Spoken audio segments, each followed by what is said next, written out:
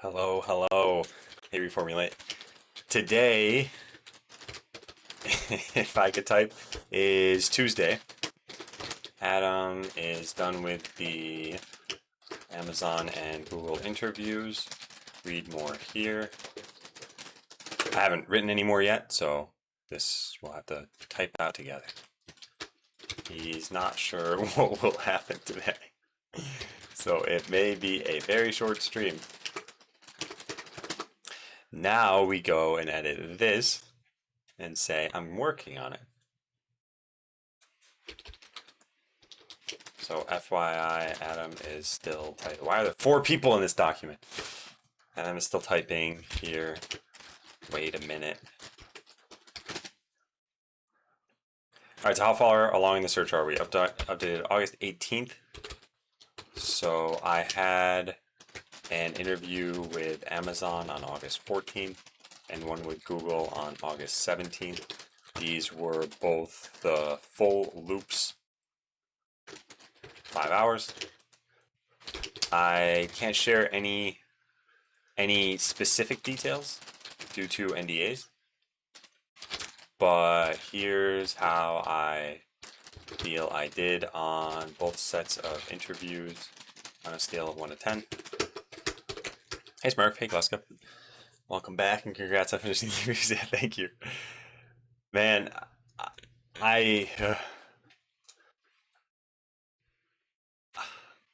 I'm a mix of feelings right now. I paste these things in first. Unable to create an image. It's an emoji. Emoji Google. Okay. Microsoft never got back to me after I declined the role that was on the table. So I don't think it's still in the running.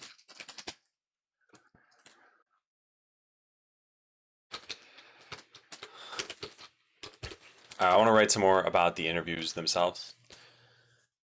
Hey Sane. Hey Ultramark. Hey Sambe. It's basically invisible. Yeah, I know. It's like the same color as the background. For those who don't want to go load up Discord and find this one message, here's what we're talking about. There's the bomb emoji. And there's the Discord background. Here, Thoros.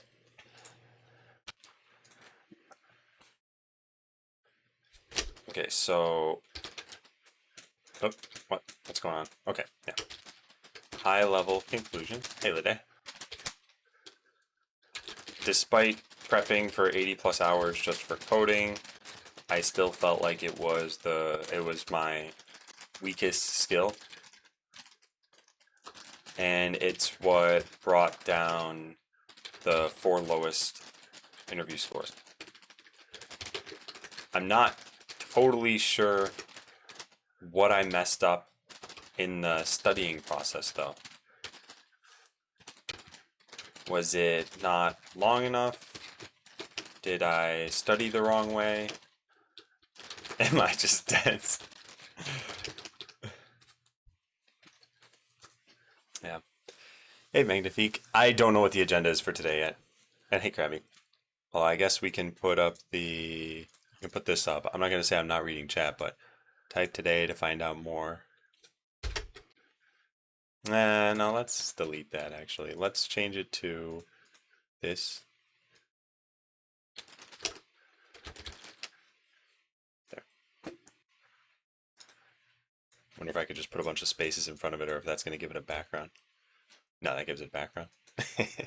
I'll just move it. Alright, slowly move on over there. There we go.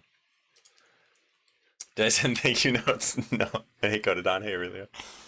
Hey, Kat and Mac. Were the coding questions in line with leak code style problems? Yeah, so that's about all I could say. Yeah, they were in line with that. I don't think they were unfair. I'll write that here. Not that the questions were unfair. All right, so that was a good high-level conclusion. Doing mock interviews for system design was amazing. I learned very quickly how those sorts of questions work, and I I think those became a strong suit. And preparing for behavioral questions by thoroughly examining the last 5 years was also really helpful. Anyhow, Cromer. Sorry, you're new to the channel? Yeah. So the today command kind of talks about everything here. Whether like LeetCode medium or hard. That I'm not going to share. I mean, I don't think it's probably sharing too much, but I do want to err on the side of caution here. So obviously I know what happened in every interview, what we talked about. I don't think it's a wise idea to talk about that stuff. Now, maybe like a year from now, it'd be okay. But yeah, definitely not right now. And I don't think any of what I'm sharing here is like, oh, hey, I prepped for coding, I prepped for system design. This stuff's all pretty obvious and public. So, and just FYI, the way the NDAs work is they almost always say something like, anything you can find out publicly is fine to talk about. So if Google did a press release and they're like, hey, here are the 5 questions we used for the last year of interviewing, you'd be able to talk about all of that, even if you're still under NDA. You just couldn't share any details that aren't public. And what I have would not probably like seal the deal for interviews or something, but I'm still not going to talk about it, right? So I just want to err on the side of caution. So yeah, high level conclusions. I think these are the most important. I think this is what people probably care about from all of this. I, as you guys know, did a lot of prep. And that's all of my past streams all the way back to June 26th. So there's one stream on here that's not interview prep. Everything else since then was. So I spent a lot of time. I don't know, this is what I was saying here. I don't know if that time was the best spent toward the coding section. So here's, as far as what I see, here's what my options were. It was LeetCode, which is what I did. It was reading a book, and it was kind of like, this sounds wrong. It's not exactly what I mean, but memorizing problems and tricks. And I don't mean being able to recite the problems back to interviewers, since I don't think that's a valuable skill. I mean more like, last time I needed a DFS, here's how I set it up, something like that. Which, granted, is what you might think of as how you're supposed to be learning this stuff. But I think it goes a little bit deeper than that, and this is why this isn't totally accurate. So, for example, there were problems that I did on stream. Let me think of a problem I did on stream that gave me difficulties multiple times. It doesn't really matter, I guess.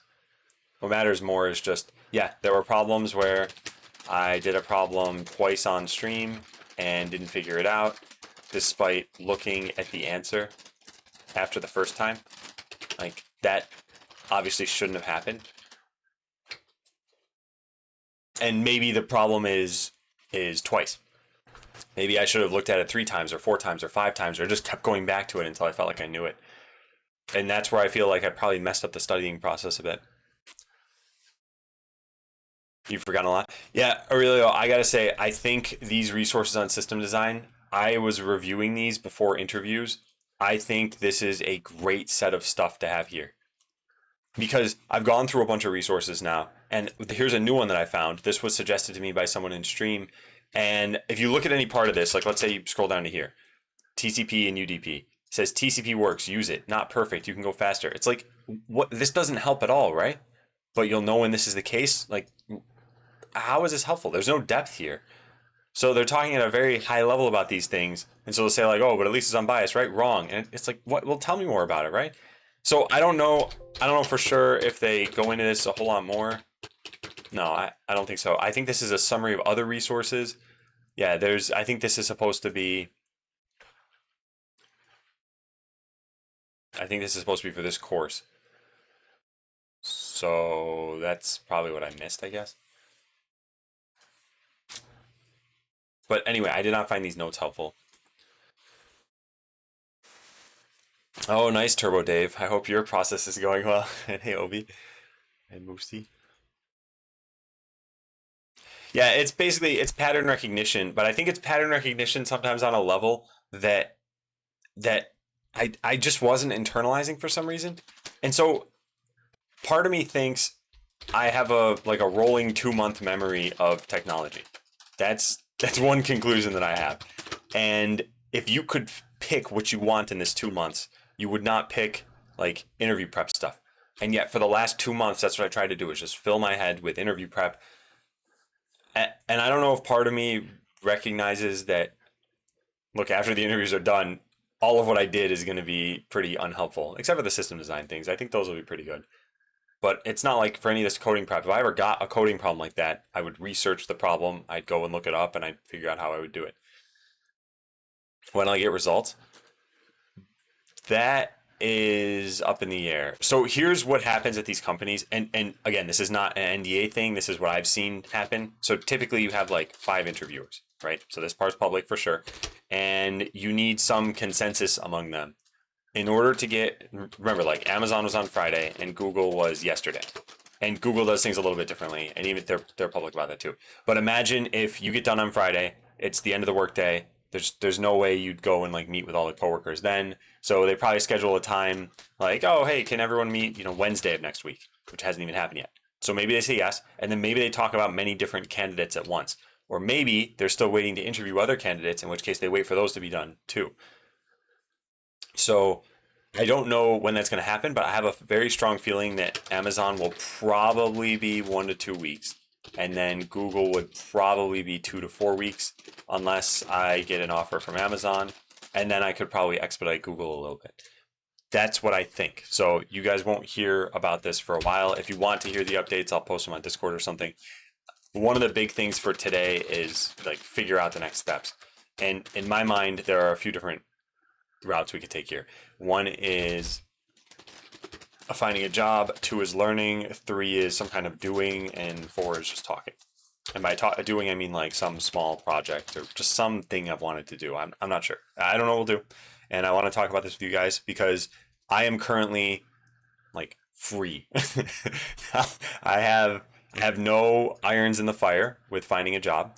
So there are no upcoming interviews. That was pretty much it. I've actually, someone at Microsoft reached out to me. They were a vendor, and they said something like, would you be willing to stream some Azure stuff for money? And I said in response, how about you find me a job? I didn't say it like this, but I said, do you have any full-time positions available? Knowing that they're a vendor, I know that they're basically like the social media layer on top of Microsoft having this thing open. But I thought, I mean, let's say I do something for Azure and they pay $1,000 or $2,000 or something. Like, is it the best use of my time? And I should probably be finding a job. So, I don't know. Do they have headcount? Yeah, you typically can't apply to these jobs unless they actually have headcount for that. And did I finish the interview? Please do check out the Today command. It's got all the information you would want on that. Is there a page on how it went? Yeah. Check out the Today command. So that's what I was trying to type here. If you have any, oops, let me delete this. If you have any other questions about, so how did the interviews go? And yeah, so now what's next? I don't know. We're going to figure that out today, hopefully. August 18th. Here are some options in my mind. Yeah, so finding a job.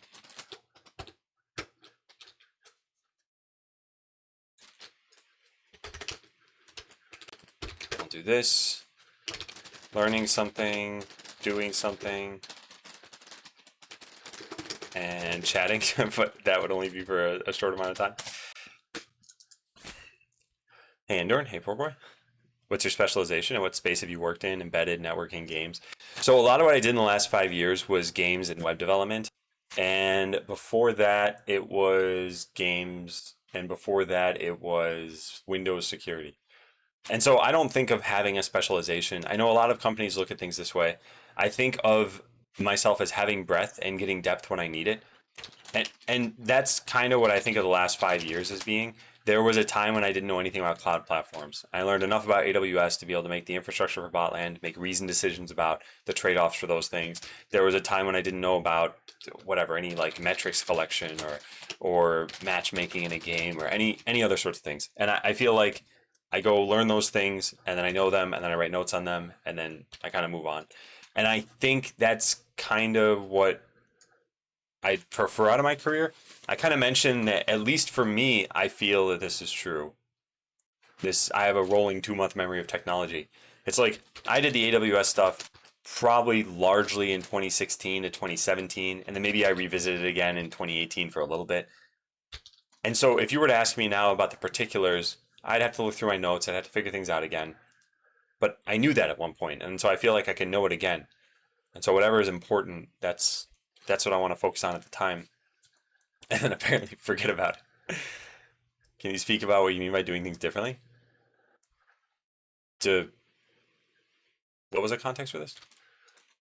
Also, what does the L5 thing mean? This is something that is shown on this site. If you look at, and I'll link this here.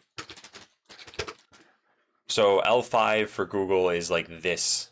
And so you can compare it to these other ones here. So you can see it's somewhere between senior and principal for Microsoft. It's the senior level at Amazon. And yeah, that's about it.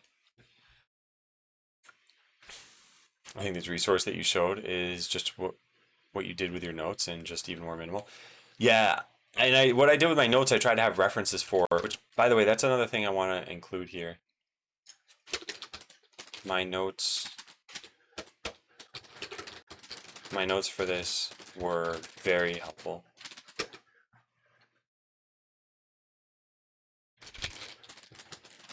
I'll just type it like this. There.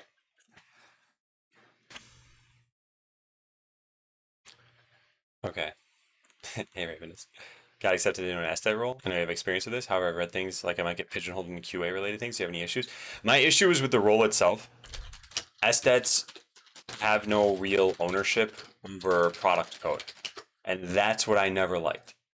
I don't like saying, "Oh yeah, I worked on Windows," and then if you said like, "Oh, where'd you work on this?" I'd say like, "Well, here's the feature that was made that I tested, but I didn't actually make that feature." I don't really like that aspect of it. And that plays into how you feel motivated on the job. So as a developer, when you have a bug in your code, when you have a feature you need to make, you're the point of contact for that. And you know everything you need to know about it. As an SDET, you need to filter knowledge through the developer because you're involved in the process from when that feature is written all the way up until writing a test framework and then writing tests in that test framework. And it's just not fun for me. And I don't think work always needs to be fun, but I think there needs to be something that keeps you motivated. And like I said, it just wasn't there for me. A needlepoint. Well, so learning is on. It is one of the things we could do. And yeah, how about a vacation? This is something that I guess I should also include here. So what's next? We could have it could be a vacation sort of thing. Because I don't know. I've been going pretty much constantly for the last like 2 months. There was a little bit of burnout in there that made me stop for a bit. But today I don't see as being a difficult day, whatever we decide on, and I don't have to do it for too long if it is a difficult day. Because yeah, I definitely felt tired at the end of yesterday. And on Friday I couldn't even sleep before the interview. I woke up 2 hours before my alarm and got to sleep late as well. And not for lack of trying. I was trying to go to sleep. So I don't like the stress around this. How do you feel now that they're over? Better? I don't know. I think what's tough about this is that I don't have a great gauge of how I did. So I wrote down these numbers over here about how I think I did in each interview, and in each company, 3 interviews I think went really well. But that's my take on this. So these might not have gone so well, and the ones that I listed that weren't so great might have gone even worse than I thought they did. Now, they could have also gone better than I thought they did. I think that's unlikely. I'm not going to talk about the specific details of why I thought these things, but that's it. That's the only thing I have now. So the other thing that makes me feel a little bit more comfortable is that this is the last time I'm going to spend this level of prep. So if you think about the FANG companies, I don't want to work for Facebook. That was always a no. Apple was like mostly a no. Netflix is a no if they're not remote, as in I'm not going to relocate because they're mostly in California, I think, and I live in Washington. So if they have remote jobs, I would actually consider Netflix. And then Amazon and Google are already interviewed with them. So So I'm not going to apply to any of the big companies. And the big companies are the ones, unless it's Netflix, maybe. And the big companies are the ones that do this process. So this process is essentially like a closed chapter in my life book right now, at least for the next 6 to 12 months. And even then, I don't know if I'll ever want to do this kind of prep again, especially after seeing the results. Like I said, I spent 80 plus hours on coding practice, and I feel like it was for nothing. I did not internalize enough, and maybe if I had gotten a slightly different set of problems, I would have thought, oh yeah, this was great. I'm glad I practiced this. But I think I just practiced in the wrong way or something. So I'd probably have to put in another 80 hours, and I don't want to do that right now. What company would you like to start with? I think I need to hear more about Amazon. This is actually one of the problems I had in the interview. A lot of these, a lot of the interviews, they give you some time for what their questions are, and then at the end they give you a tiny little bit of time for your questions. And I learned almost nothing about what I'd be doing during that time. So I actually can't really comment on Amazon right now. You got a promotion? Nice, nice, nice, nice. Congrats. Keyboard in Spanish. What was that supposed to be? A smiley face? Probably smiley face. Probably that's supposed to be a colon, I guess.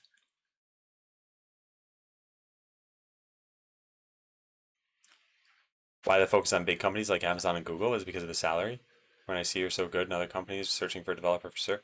I think I might have mentioned this somewhere. No, I don't think I mentioned it here. The focus on that is a little bit muddy, and I'll try to explain why at a high level. Last Monday, we had a great talk, and it is this VOD. So if anyone wants to see my thoughts on ego in the software world, that video I just linked in for the last 3 hours of the VOD was almost entirely on that.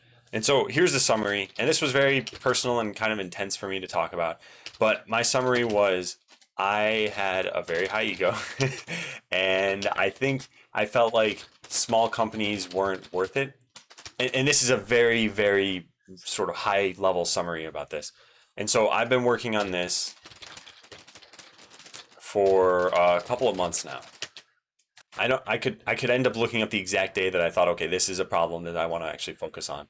In fact, let me do that because I have it written down. I write down everything. It was, hang on. It was not 2 months. It was July 20th. So it's 1 month. Yeah. Well, wait, no. July 5th. Let me write that down as July 5th so I actually know when this was. Yeah, so about a month and a half, I guess. That's not too far off. But I've been working on this for that time, and I think it's been really helpful. I don't want to necessarily open up that conversation again, although I'm happy to kind of touch on it a bit. But that VOD for sure has a lot of interesting points in it, and not just points I made. I'm not saying that. I'm saying we had a conversation and lots of people shared their insight. I thought that was great. So that kind of explains why the focus on big companies. Did I only practice competitive programming and problem solving? Only meaning like no previous college knowledge? No, I had done this before, and I also have a degree. So the first time I did this was probably back in like, actually, I don't know the first time I did this. The last time I did this before this was 2014. And back then, I did not put in this level of prep. And a document that led me to think I should put in way more prep than I was planning on doing was this, the You Suck at the Coding interview. I'll link this in the chat.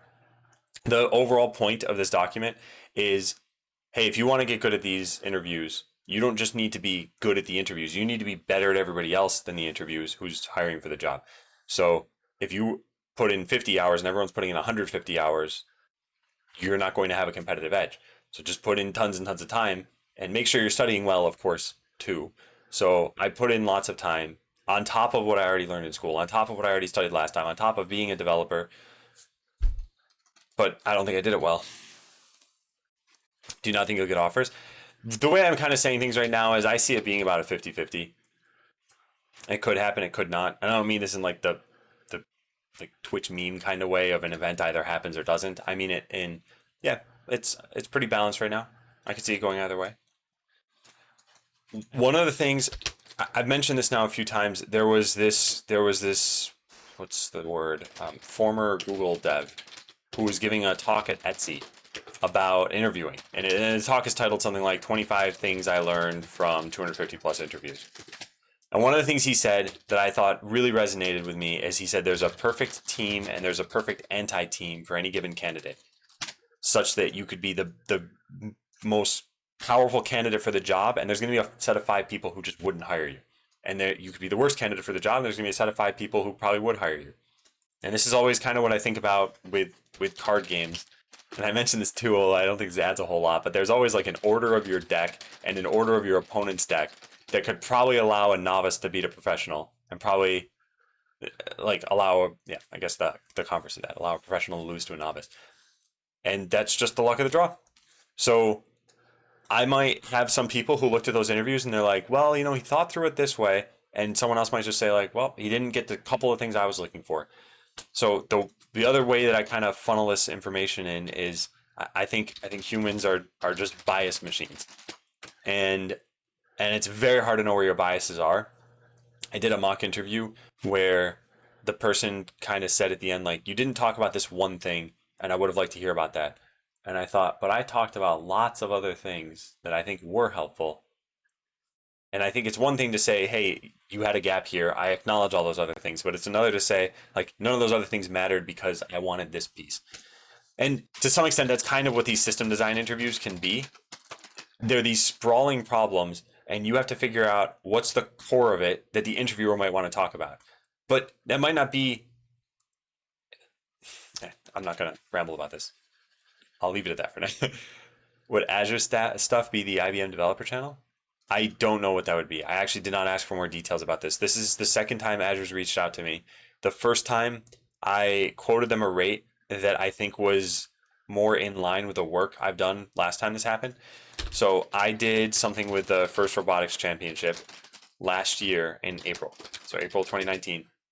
It was a lot of fun. It was a super cool experience. It was also some of the most work I've ever done in my life. And I charged them a rate that was a very low. And part of the reason why is because I thought the value for me would have been more significant than it ended up being. And there were a lot of little things that factored into that. And I'm not bitter about that at all or anything. But then when it came to Azure reached out to me, I think later that summer, and they said like, hey, would you be willing to do some streams on this? And I said, I've got 3 packages for you. I've got an 8-to-1 prep stream, a 4-to-1 prep stream, and a no prep stream. And what I meant by this is, if you want me to do 1 hour of streaming, I could do 8 hours of prep and make sure that I'm kind of an expert in what I'm doing at that point for that 1 hour. And then I'm not like, all right, let's try to navigate this UI, guys. And I'm just clicking random buttons trying to find something and making the product look bad. And if they wanted that, I could have done a no prep stream. And so I charged, like this, and then this, and then this. And this worked out to be a very large number. And they said, we don't have that kind of budget because we haven't proven that this will work yet. So they reached out to me this time around, and I thought, look, I've already been through a little bit of the negotiation last year. I don't think I want to necessarily do this year, but maybe they've got a full-time offer that could somehow be worked out. And then I stream once or twice pretty much for free. So yeah, it might be DevOps. Yeah, I'm not sure. But yeah, I don't know the details for sure. So you had 10 hours of interview sessions? Yeah, and that's pretty typical. Again, there are NDAs around interviewing. A company doesn't want you saying, oh, I just did the interviews. Here are all the problems I got, and here's what you can prepare for now, specifically for the next couple of weeks at least. So there are NDAs around them. But what is public is, yes, most of the FANG companies are 5 hours, 5-hour interviews. And Google did things a little differently from Amazon. There were more frequent breaks. They all give you a lunch break. In person, which they are not, in person, they would give you a lunch interview, which may or may not count depending on the company. But that's a time when you could start asking about culture and get all of your questions in. This time for virtual interviews, you're not going to say, okay, can you eat your lunch in front of the camera and we'll have a chat. So I didn't get to ask a lot of questions that I would have gotten to ask. And that was kind of a shame. Hey, dear. It's talking about Google doing things differently? Okay, well, let me look at the question again. Oh, I might have just been talking about the timings, but I probably won't expand on that anymore because, like I said, NDAs. Google Doc is unreadable without dark mode. Font is gray. Really? Let me turn this off. That really didn't work. Oh yeah, the font is gray. I wonder how that happened. Oh, I must have pasted something in. Thank you very much for letting me know about that. Let me set this. I can't tell. Here. All right, now let's turn that back on. Yeah, thank you very much for pointing that out. What's your opinion for working at the University of Washington? Currently going through a major financial system overhaul and hiring two-year positions as well as other permanent positions. Yeah, so I don't know. I have not even been considering this stuff for me anymore. And this is where today at some point, by the way, I'm very delayed on chat. I was trying to I like responding to everything if we're just gonna have a free form conversation. The way that I was looking at today is I need to figure out a path moving forward. And that path literally could just be vacation for 1 week. And I just don't think about anything during that time. That's totally fine. But at some point I need to figure out how am I going to get to a full-time job, how I get the stability to do what I want to do with my hobbies and now I guess would be part-time endeavors. So yeah, I'll just copy paste this into Notepad for now and I'll have to think about it later. Hey Zeta, do you consider smaller software shops where you have more ownership? So my process, and I kind of talked about this high level summary here about this. And so the process that I went through was initially like spam my resume to everyone and then look into companies as they get back. So a lot of times a company would email me and say, "Hey, we checked out your application. We'd love to have a phone screen." And it's at that point that I would say, "What does this company even do?" And sometimes I found out I did not like what the company did, so I wouldn't continue. And yeah, sometimes we had a chat.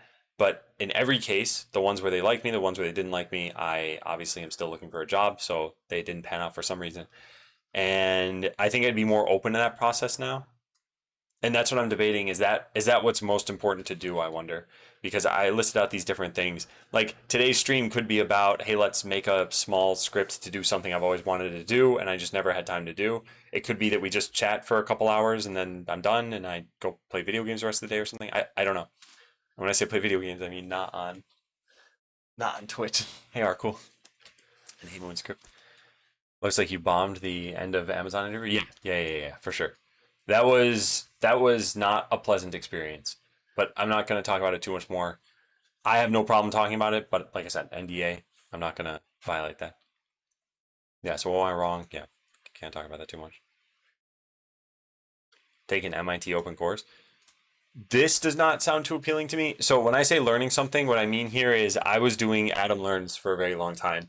And I had all these projects and ideas. And then toward the end, I thought, okay, let's merge Adam Learns with the job search process. And what we did then is we learned TypeScript, Golang, remember that's capitalized, and Rust. And granted, I didn't get a lot of time with these. So what I might like to do is write a program in one of these or go pursue a different kind of technology or something. But in general, there was this big list that I was pulling from. It was brutal. So I think the interviews were all very fair. But then, of course, as they get conducted, there are all sorts of things that can go wrong. So, yeah, yeah. This is one of those things where, like I said, I want to say more, but I'm stopping myself. So, I finished my software dev degree Sunday night. Nice, congratulations. Started that around the same time I started watching you. Wow, wow. A Sunday night back in 2016. But yeah, awesome. And why not Facebook? I just don't want to work for Facebook. I don't think it's worth delving into the reasons for that. So let's just probably leave it at that, I think. Yeah. Hey, no, that was not me. Yeah. So again, I feel like it's just kind of personal beliefs and values and biases and perception. I'm not gonna probably go too much deeper than that. So Leak Code didn't help for coding rounds. It's very hard to say something didn't help because, and I might have even used those words, but you never know as you learn something if it's helping you get through something else faster for maybe a seemingly unrelated reason. So I would say how I studied was some like non-zero amount of benefit. And how I could have studied might have been like double that benefit. And who knows how long I would have had to study in order to benefit to the level where I felt like, oh yeah, these are a breeze. I'm prepared for this. But there's that nebulous question beforehand of, are you ready? And this is very hard to answer because if you do mock interviews and the mock interviews go well, you might think, yeah, I'm ready. If you do an interview with another company, not even a mock interview, just a real interview, and you get through that, you might think you're ready. And maybe you just got lucky on those couple of things. So I felt ready. I felt like, well, I'm not really getting significantly better. And I remember writing a very specific thing here, this part, these like 5 paragraphs. So I'll leave this on screen for a little bit. If you guys want to read this again on your own later, it's in the notes command. And to sum this up, there was some time when I realized I was doing a problem and I did not know what I was supposed to learn from it. Because I mentioned when you're starting out with coding, you don't know what DFS is, you don't know what a heap is, you don't know what big O time complexity is, and you learn all that stuff. And so then you do problems and you realize, oh, that's when I should use a heap. Oh, that's when I should use DFS. Eventually, you know, oh, I should have realized I should use a heap there. I know what a heap is. I know when you're supposed to use it. I just didn't realize it for that. What do you learn from that? You might learn, I'm not good at identifying patterns with heaps, but then how many more problems do you do and how do you find them in such a way that lets you practice just that? Because what I was doing sometimes is figuring out, hey, I'm not good at this specific kind of problem. So I'd practice for just that kind of problem. But by knowing it's that kind of problem now, you're steered in a certain direction. So it's like if you know that you have to use a binary search, that's already like a quarter of the problem is to figure that out. And so how do you practice just those? So that's where I wonder, did I just not do enough practice? And I should have done such a variety of questions that I would have encountered all of this. So you land on a team you don't love, you can just change to a different team. Yeah, I heard it was a little more than 30 days, but I did hear it was pretty short. And that was one of the things I also heard about Google too, is that switching is sometimes very easy, although they said that maybe you should wait like a year for that. But I believe one of the people I talked to said it was shockingly easy, which that's good. I feel like you should be able to have mobility within a company. I know at Microsoft, at least, you'd still have to go through an interview loop, even internally. I don't know if they're still doing that. I think it was a great stream. I really liked it. Yeah. They didn't let you know team or culture. Wait, what was this about? Sorry, I know this is what's tough, but I'm now 15 minutes delayed on chat. Like I said, I wanted to respond to everything, so sometimes I get to something and forget what the context is. Yeah. Yeah, the anti-team idea is nice. I think what's nice about it is that it can be a little comforting to know that if you did not get a job, that it might not have been your fault at all. But that's also not comforting in a way because you could know that, well, I did a great job and I still didn't get hired. But like I said, everyone has biases, and you have to recognize that you're being filtered through the other person's biases. And it might be something very simple, like they didn't get this one thing that I was looking for. And it might be something that's not simple, like I, there are people who are biased in the wrong ways, such as being racist or sexist, that could be happening too, and you wouldn't necessarily know. And this is partially why companies don't give you feedback at all. Partially, I think it opens them up to other things, but I think that's maybe if you can prove some kind of discrimination, and I'm sure different countries do this differently, but in America there are protected classes, and so one protected class, for example, is age. So if they said something like, "Look, you're great for the job, but you're 53. I don't think you're going to have the same drive as a 23-year-old," you could sue them, and you'd very likely win that case, from what I understand. Preparing for behavioral questions by thoroughly examining the last 5 years is also really helpful. What does that mean for the doc? What that means is this document, which you guys do have access to, this is called Amazon Leadership Principle Stories version 2. I took all of Amazon's leadership principles. They have 14 of them. And some of them are like, kind of obvious. And then some of them are a little bit less obvious. And then I turned them into what I thought. So I put these into my own words, something that was a lot quicker and easier to read. And then I came up with stories that would try to align to them. And I listed them with the STAR method: situation, task, action, and result.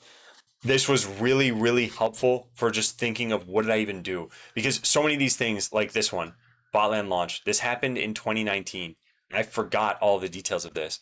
And I went and like hunted through my email, hunted through blog posts, and tried to piece together again what happened here. That alone took probably half an hour or maybe an hour to even just write this up. But then once I had this, it was like, oh yeah, man, I remember that. And I remembered some of what went through my head as I was doing it now. Same thing with this. It's like when I redesigned Botland, I wrote out 71 pages of like game design doc essentially. Now a lot of this is probably like rambling and unnecessary, but I did this work and I don't want to forget that I did it, and I don't want to forget that this was my process at the time. This was in like meltdown mode in August of 2016. And yeah, I just spewed the entire contents of my brain with respect to this game onto this page. Am I winning? Yeah, Dad. Thanks, Dr. Marr. Had no degree, no DBA experience. Guy hiring was a good old boy kind of guy.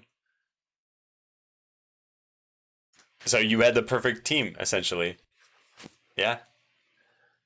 And these sorts of things will happen too. And this is why networking is important and kind of reading the audience is important. I think there's a way that you can probably transform a bad interview into a good interview by reading the other person and kind of figuring out what they want. Now, it's hard to do in a short amount of time, but this reminds me of In the Office. Andy was trying to, personality mirror whoever the new boss was. And it kind of worked in The Office. I know that's a comedy show, but I still think there's some amount of you play to the crowd as opposed to being honest in interviews sometimes. And I don't like that. I would rather say, here's who I am and how I'll work, rather than try to manipulate a story to fit the situation. But I guess what I'm talking about to some extent too here is communication style. Efficient in planning and learning. So honestly, what I show on stream is what you see. There's no secrets beyond this. I tend to write too much, and that can be a crutch, but that helps me with organization and with mental mapping. I tend to try to plan and consider options, and then I try to learn from the mistakes that I had. And I don't think there's too much more than that. So I'm happy to share more specific details or anything, but like I said, kind of what you see is what you get. And I don't finish the stream and then say, well, I can take off that mask, and then I just start working in a totally different way. And I don't mean that in a rude way either. I'm trying to say I think it's diligence to some extent and introspection. And I'm not saying I'm the best at either, but I think that's what it takes. Oh, knocking out some certs. I don't know if this will help me too much. And the kind of learning that I guess I'm talking about is like the for fun learning. Again, I should probably say this. Learning something mostly for fun, e.g. Adam Learns. And let me link in the projects that I had here.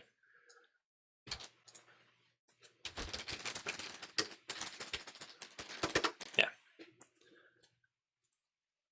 What's my mission? I mean, at this point, my mission is also a little bit muddy because my original mission was get Adam Learns to be successful. And then it turned into find any job. And then it turned into find a particular job. And now we're at a question mark. I have no idea. So I'm not totally sure what my mission is anymore. I think there's still a large part of my brain that is occupied by make this successful, and that everything that I was trying to do here is a means to an end, either via just getting money to fund Adam Learns or getting a job that pays enough but gives time for Adam Learns. Those are the kinds of things I was thinking about here. And I don't know, I still think that's taking up a lot of space in my head. So I feel like that's probably my real mission, but I don't know. And this is something I was asking my wife about, because she said, well, okay, look, you're wondering what you should do, right? Why don't you go back to Adam Learns? Like, you've got time now. And I said, yeah, but if one of these companies gets back to me, then I will have to set aside whatever progress I've made and focus solely on ramping up and doing a good job there. And I don't want to interrupt that process. So I'm not sure if I want to get started with something that might take 2-3 weeks. Because generally the way that I pursue making courses was roughly 1 week of learning. And this was a lot. This was like 40 hours usually. So it's a full-time week. It's not like I had extra time to do stuff. And then about a week of course planning and potentially reporting. And I should say 1 to 2 weeks here. And yeah, knowing that this is 2 to 3 weeks total, I didn't necessarily want to have to get interrupted. So I'm a little confused on what I should do. Rudimental.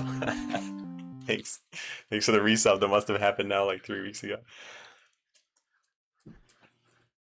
5-hour interviews, or all 5 interviews took 5 hours total. So there were 2 companies. There were 5 interviews each, and they were 45 to 60 minutes each. So like it's this. So roughly 10 hours total for 2 companies. Hopefully that clarifies it. Feel very familiar to me. Yeah. Yeah. Hey, Marco Dev. I want to thank you for linking the blog post on note taking. Implemented this as part of my learning process. Nice, nice, nice. I'm glad to hear it. Yeah. Yeah, and I'd love to do more about that at some point and make it a little bit more prescriptive. I learned a lot about note taking that is very particular sometimes. Like, one of the things I learned somewhat recently actually is if you're going to have a large bulleted list, which is sometimes the most reasonable way to organize your list, I think it's helpful to have your top level bullet points be very short. And I don't always do this, but I think, well, not for this. This was just for me. I wonder if I did this more for the system design one that I can show you guys. Yeah, so some of these you'd see like short questions here or just Google specific tips. And that way you knew whether you should dive into this bullet point without having to read a whole sentence or paragraph. But even things like that I think can be helpful. But those are probably like a per person kind of thing. Have I finished an interview? Like I said, yeah, please type the today command. Is LeetCode a good resource? Were the questions close to real questions? I think it's a good resource. I think they're close enough to real questions. But I think what is difficult is just using LeetCode. And that's what I'm unsure of. Because there's a smart path and a hard path.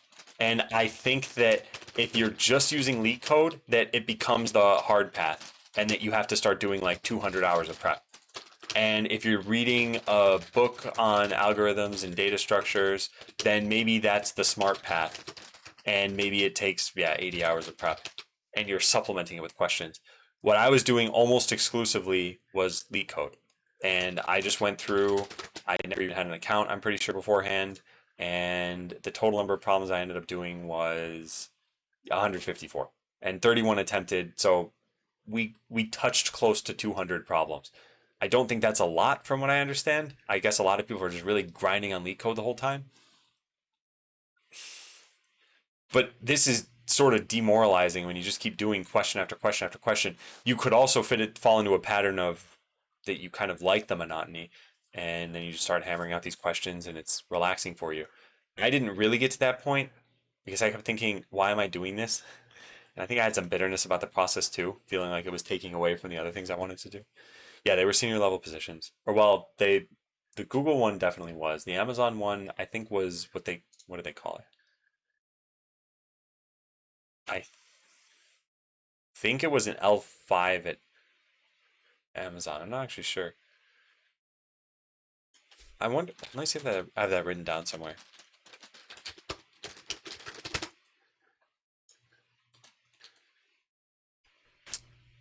L5, yes. L5 is what I applied to at least. And they say that they can raise or lower your level potentially. I doubt, based on how I did in the interviews, they'd raise the level. Fall Guys. Is that a PC game? I've seen a lot of people play that now. Botland 3, built on Golang and Rust. Botland 3 is being built in Godot. And this was something I had a question about, which is, should I show this on stream? And I'm very much leaning toward no for this. So it's a prototype of a prototype right now. There's like hardly any gameplay. But the idea is something I've never seen before. And if I don't think I can work on this, I don't want to show it. And then people are like, cool, I'll just go make that idea. Which I think is a little more a risk when you're streaming than if you're showing it to like your friends or a Discord server or something. If 80 hours of practice didn't help, do you think going back to college textbooks and reading the concepts would be helpful? Yeah, essentially something like that. So in that document that I shared, the You Suck at the Coding interview document, there are some books that this person talks about. And I don't remember, so let me search this really fast. This is not loading. All right, anyway, it doesn't matter. There's some books that person talks about, and I'll link this in the chat again. And maybe those books would have been very helpful because this person was raving about them. So would that have been good? Yeah, I think so. And I'm not saying that 80 hours is necessarily not enough time. I think it all depends on your starting point and how you're studying. But how I was studying, I don't think it was very helpful. When is the NDA lifted? So probably never, but realistically, it is like once this is no longer relevant. So I believe companies like Amazon and Google will eventually kind of ban questions from their interviewers so that at some point I was asked back in like 2014 probably, how do you invert a binary tree? they're probably not going to ask that question again for another, whatever, 10 years or something. And so you could probably talk about it in 6 to 12 months. If I bombed it, would I interview again? Probably for a different team. Yeah. Although that's another route I haven't really considered too much, which is should I do that? Actually, I don't even know if you can do that. I think if you don't get through an interview, that there's some cool down time. Yeah, I think the leadership principle stuff went pretty well, actually. It's a little difficult because of some details I don't want to go into. Sometimes there were miscommunications, and also sometimes what I learned with this is that they'll ask you a question, and it'll just be whatever. Maybe I'll just make something up here, like when is a time you use JavaScript? So this is clearly not a question that they'd ask you, but when you think about it, it's sort of like asking a question. Sorry, this doesn't really work. Let's say we said something like, when is a time you had like chocolate ice cream on a Tuesday evening where it was raining? It's like, this probably happened in my life, but I couldn't tell you when it was. And that's how I feel during this interview process. Of they ask you a question of, hey, what's a time you had a hard time working with somebody? And it's like, if you don't come up with that answer ahead of time, which that's an easy enough one to come up with ahead of time, but then they'll ask you a specific question of like, what's a time when you had a difficult time working with a manager of yours? And now they change the question just a little bit where you're like, well, I had a perfect story set up, but now I can't really use it. And I could just lie and say this person was my manager, but then they'll ask follow-up questions that won't necessarily correlate to your real story. And so you come up with something, and that something is not compelling enough. And I can see this happening. This is what I found so frustrating about the leadership principle and behavioral questions sometimes, is if the interviewer is not, I think, skilled enough to suss out the information they're looking for and recognize how you're talking about this, or maybe steer you in a different direction, then they will take your answer at face value. Your answer might have been something where you're just like, oh, I don't know, Tuesday of 2016, where that sort of happens. And it's kind of a shame. So I had prepared for those quite a lot, but sometimes I felt it fell short anyway. Yeah. Is that some grade that you're adding based on 5 interviews with 5 people and companies on site? Everything was over the net. I'm not sure what you're talking about here. If you're talking about in the Today doc, these numbers that I have here, these were numbers that if I were rating how I think I did on a scale of 1 to 10, here's what I would say that I did. So like for this interview, I did as poorly as you could probably possibly do. For these interviews, I think I did great. And then if those were the only interviews, these ones that are 10s and 9s, like I would say I have the job. But given that there were these other ones mixed in, I think they are like a 50-50. So there were some really good ones. And then there are other ones where I thought, they're not so great. You went off script and that was the end of that. It was fair though. Well, I think a lot of this is how you present an answer. And then there's always that part of what answer are you even presenting? So like I said, in the case where it's like, hey, here's a very specific question you have. Can you think of the answer to it? That alone is tough. But then once you have something in your mind, you have to steer toward like, what are they looking for? And what they're looking for is someone who's easy to work with, someone who takes responsibility, someone who learns from their mistakes. There are all sorts of other things you could list here. And knowing what they're looking for lets you shift your answer in such a way. So I think perhaps kind of a newbie trap here would be, what's a time where you worked with someone difficult? And all you do is talk about how bad this person was and how the company shouldn't have hired them. And I don't know why they were still working there. And it's like, yeah, okay, you answered the question, but in a way that they are not at all looking for. They want to find how you worked around that, how you worked through that, how you made the team a better place to work for by the end of it, even if it wasn't your fault. And it's like, oh, wow, those are glowing examples of how we'd want someone working at our place. And yeah, I think that is more obvious after you've done a couple of the mock interviews even, but there's still a way to pursue these questions. The notes are online, yes, they're via the notes command. Learn this. Just make a bunch of money myself. If only. Yeah. So, and FYI, I'm delayed on chat by like 18 minutes. I'm trying to respond to everything. So you can see the scroll bar here. Anyone who is wondering why is he responding things from so long ago, because I do want to go through everything. Well, language I use JavaScript. Yeah. Do you think if you already know a problem, you should pretend not knowing it? No, I don't think you should do that. I think at the very least, you should have some integrity. And I think that's the reason why not. But the companies themselves say that you shouldn't do this because they would maybe be able to tell that you're doing it. And then they would know that you're not really going through the problem correctly. So yeah, I've done this in interviews before where I've said, yeah, I've seen this. It's insane how many algorithms you should know if you want to be good. Well, and just the level of recall you need. Because a lot of algorithms you can classify together in kind of a loose grouping. So like there are pathfinding algorithms and there are tree traversal algorithms and there are whatever else. But then when you get into the particulars of these, there might be like a best first search and there might be an exhaustive search and there might be something, and then you have to figure out what should I use for this problem given the constraints. And so yeah, I think it's very tough. And I don't think I ever want to do that for fun. I think I'd rather make products for fun. Isn't this like taking a test at school? Even if you know the book you should study, you can still miss things, or the teacher can throw you a tough question. Yeah, for sure. Yeah, and some interviews can be unfair. I don't think I got any this time. I think I was given one or two that I can remember in the last like 6, 7 years as being sort of unfair. And maybe with more seniority, I would know how to answer those questions now. It's hard to think back to exactly what those details were. But yeah, this can definitely happen. They're leading you to use a particular strategy and it's easy to miss in the haze. In real life, problem leads you to the thing. Yeah, and even if the problem didn't lead you to the thing, your coworkers would, the internet would, whatever other set of help and resources you have would guide you. And you can't use those during an interview.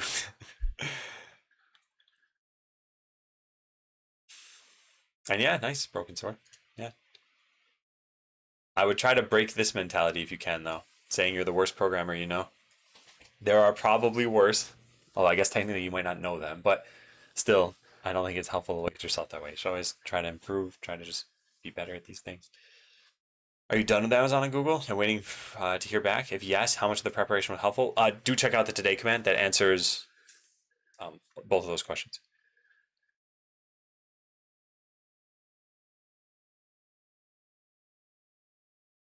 Hey, Amy. The notes are no longer available. What? Definitely, it works for me. I've heard this, I think, on some specific devices, but if you go to notes.adamlearns.com, you can find them through that too. And if neither of those links works, then just try from a different device. Yeah. Let me skim through this as much as I can. Find the questions I still need to respond to. Yeah, I think this is a skill. And this is a skill that I feel you do benefit from in the real world. There is a way to state things to get people on your side, and there are many ways to state things where you can say the same facts but present them in a different way, and now everybody hates you and doesn't want to work with you. Yeah. Hey, Chris. What did the interview process look like?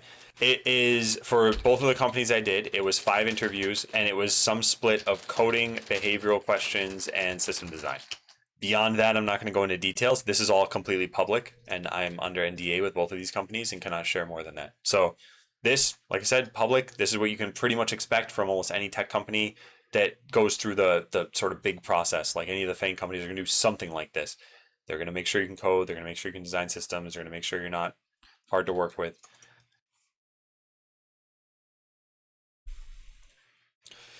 Yeah, I still, so in my career, and I'm perhaps biased about this, I have not seen certificates matter, and it's probably because of the path that I took through particular companies. And that's why I don't know if I'd want to do them necessarily, because I feel like they would turn into this thing that I probably have to pay money for, that I could just learn and prove that I know, and it'd be as good as a certificate. Now I know that's what the certificate is supposed to be, is the proof that you know this thing, but I could do a project in it or something.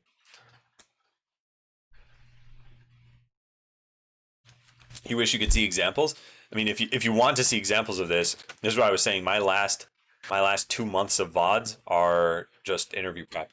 So if you want technical interview prep VODs, just pick any random one of these pretty much, and you'll see someone go through the process.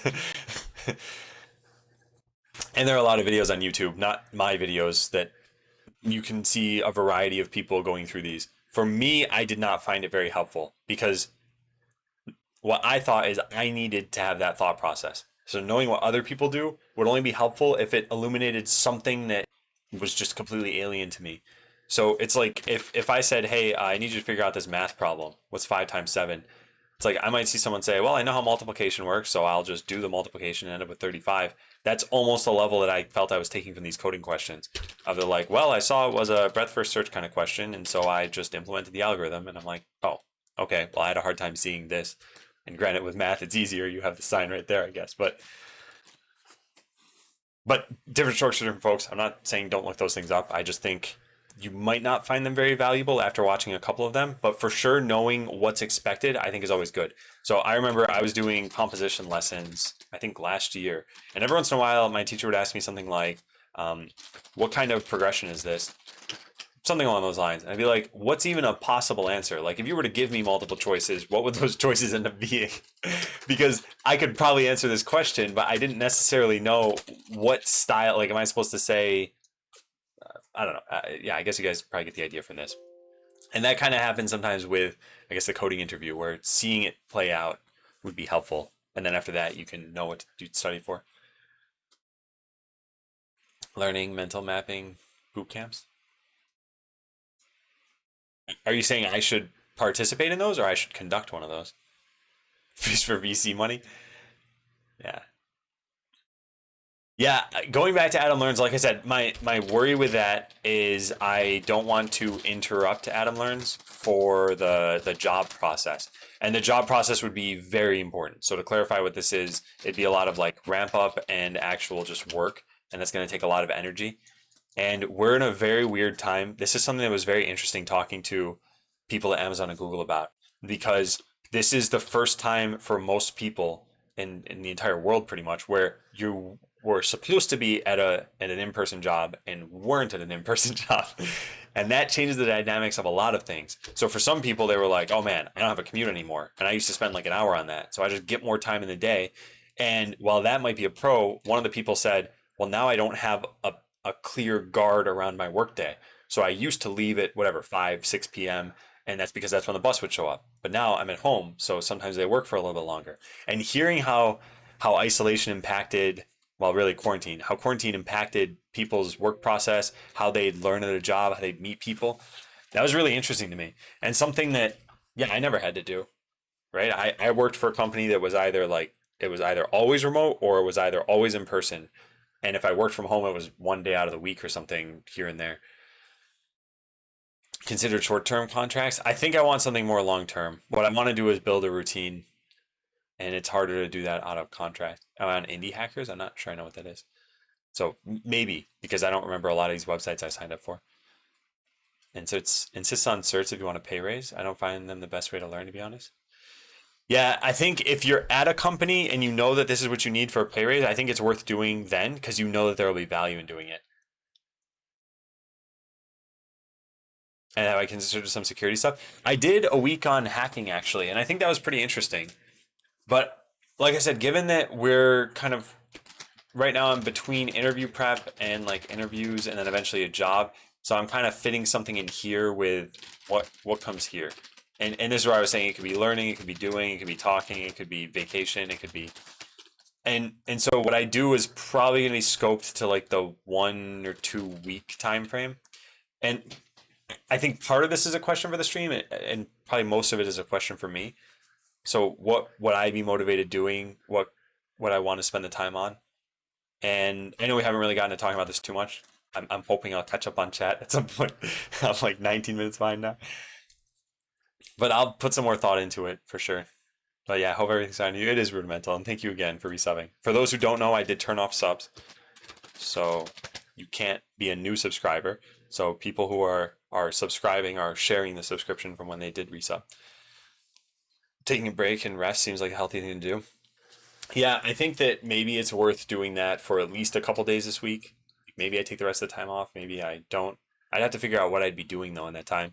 Because a lot of times I found that if I took vacation just for the sake of taking vacation, that it wouldn't end up feeling like it was a vacation. And right now I don't have anything I'm like super into to work on in my free time or to do in my free time. Like even the games I've been playing lately, it's been StarCraft 2, it's been Smash, which just never seems to go away, and I guess like a tiny amount of Paper Mario. And none of these are games I really want to sink a lot of time into. And then when I think of like what projects was I working on, I was working on Adam Learns, I was working on Botland 3. And yeah, none of these really have momentum to them to the point where if I took vacation, I feel like I'd be getting the most time out of it. Hey, sad fella. Course on Git.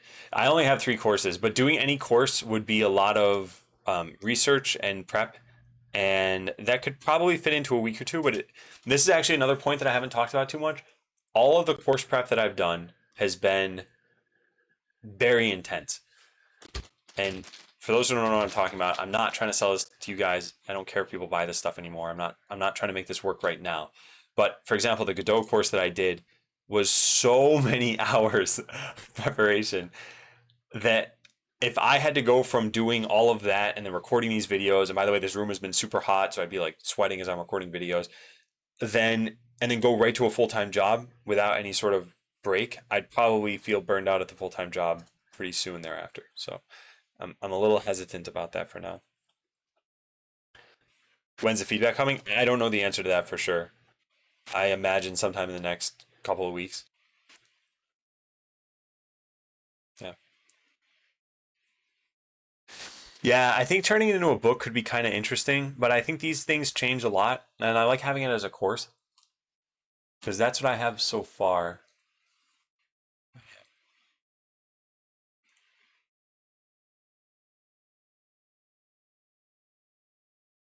Curated list of top 100 leak code questions. Yeah, definitely. Good luck. I think that I think that doing a curated list of questions, like what I found that I wanted out of questions, is a good amount of breadth. I think that was really important. A good amount of momentum building. So, for example, if you do 3 medium questions and you find that you got 2 of them wrong, it's going to be really hard to do the fourth one because you just feel like, well, I missed 2/3 of them. Maybe this is too hard of a difficulty. And so, what I found that I would do is whenever I was wrong, go down a difficulty. And that way, I would feel good for solving easier questions. And if you still get it wrong and you're at the lowest difficulty, then just, like do something that you think might be easier. Like you got to have some wins, I feel, in your interview prep. I think it should be opinionated about the process and make some hard recommendations about tools and usage. I see. I see what you're saying. Yeah. I think what's tough is coming up with a generic productivity guide for people where they can still take something from it. And that's sort of what I tried to do with development efficiency, that course that I made. And I think it worked out well because a lot of people had said, like, look, I don't even use Windows, but I still learned something helpful from this. What happened to the sub button? Yeah, I ended up typing in the no subs command. That explains it. Yeah, I definitely needed a better way to prep. And I don't know if that's necessarily we need a better way to prep. I don't think I did what was most effective, and I didn't realize it was most effective until the interviews actually happened. Do this in an old school notebook, watching your process, maybe reconsider. I gotta say, doing things digitally is great for a bunch of reasons. One is you can search so much faster than you can search through a physical notebook. 2 is they're always with you, and 3 is you can share them. And sharing them is as simple as just here's a PDF of all the notes I took. Those 3 things alone make it so much more worthwhile. I think there's probably some component of physically writing that makes you remember it more. That probably exists, and maybe it's just because you're doing it more slowly than you would typically be typing. But I don't know if that's a nice enough benefit. By the way, I have this notebook that I will show you one part of, but this was on my desk all day, and it was just for this one picture. Be positive. I drew this for myself right before I typed out the flower face. That really helped actually. This was really good. I didn't there are other notes written on here, but I didn't even read these. They're not that was when I was studying and I didn't actually find that too helpful.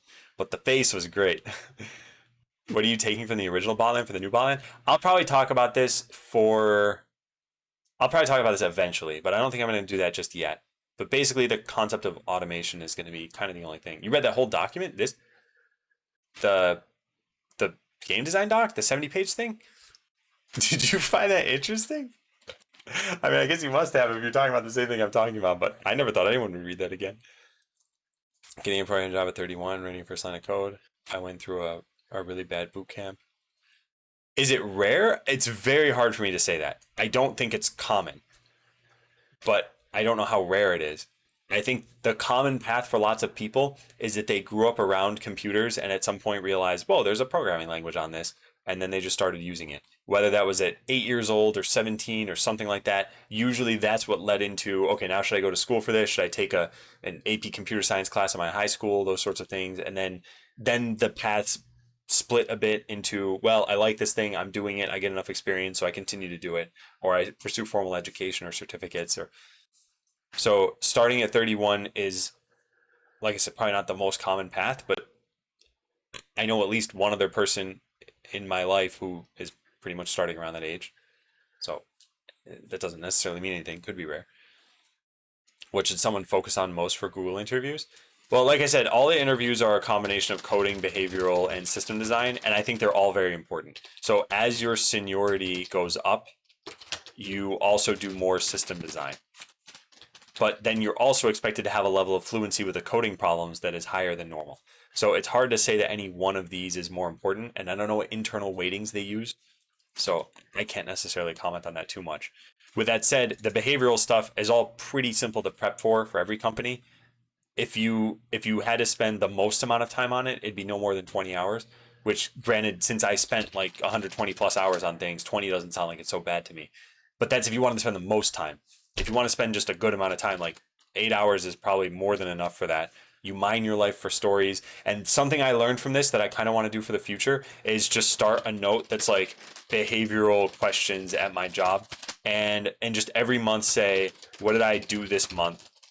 What challenges did I face? And what other questions might be interesting to me. And what this would help with is at the end of the year, usually you have some kind of process where it's like, hey, prove that you were valuable to the company. What did you do this last year? How did you make an impact? And I could just go through these notes and say, wow, yeah, I forgot all about that. In February, I tackled this problem. And in April, I did that. And I kind of want to do that. That way, next time I prep for an interview, I don't have to wonder, did I do at that job? Because if I think back to, I was at Microsoft from, I think, 2010 to 2014. So it was like late 2010 to early 2014. And I don't remember almost anything. Like, if you said, hey, what are the technical challenges you faced? I've got a very vague recollection of this right now, almost to the point where it sounds to these companies, I think, like I didn't work there. And I'm not lying about that. I definitely worked there. And I wasn't just like sitting around doing nothing. I don't think I was like the best engineer there, but I have almost no memory of it. And if I'd written these things down, it probably would have helped. What does inverting a binary tree mean? I mean, the way that I think about it, and I don't know if this is common terminology, but you have something like this and you swap every left and right child. So it turns into this. So that's inverting a binary tree. Yeah, cooldown's usually about 6 months. That's true. Okay. They don't ask you when is the time that you use JS. Different companies have different questions around these sorts of things. So some might care about your experience, some might not. Yeah. Yeah, so this invert binary tree, I was asked this question at Google in like 2014, and I don't think I knew how to do it. And so one day I was like, I should probably study this. It'd be a shame if they asked me again to see if I learned it. And I typed out this code in like a minute. So I these were the things that let me believe that I'd prepped more than I needed to, or enough, maybe not more than I needed to. But I thought, oh yeah, I can knock this out, and previously I couldn't, so I've clearly learned something, and I but yeah, yeah, I this is definitely how they feel sometimes. It seems like all of you believe you can be a programmer if you start at age 4. Who said any of that? I didn't see any of that sentiment in chat. Are you responding to anyone in particular, Broken Sword?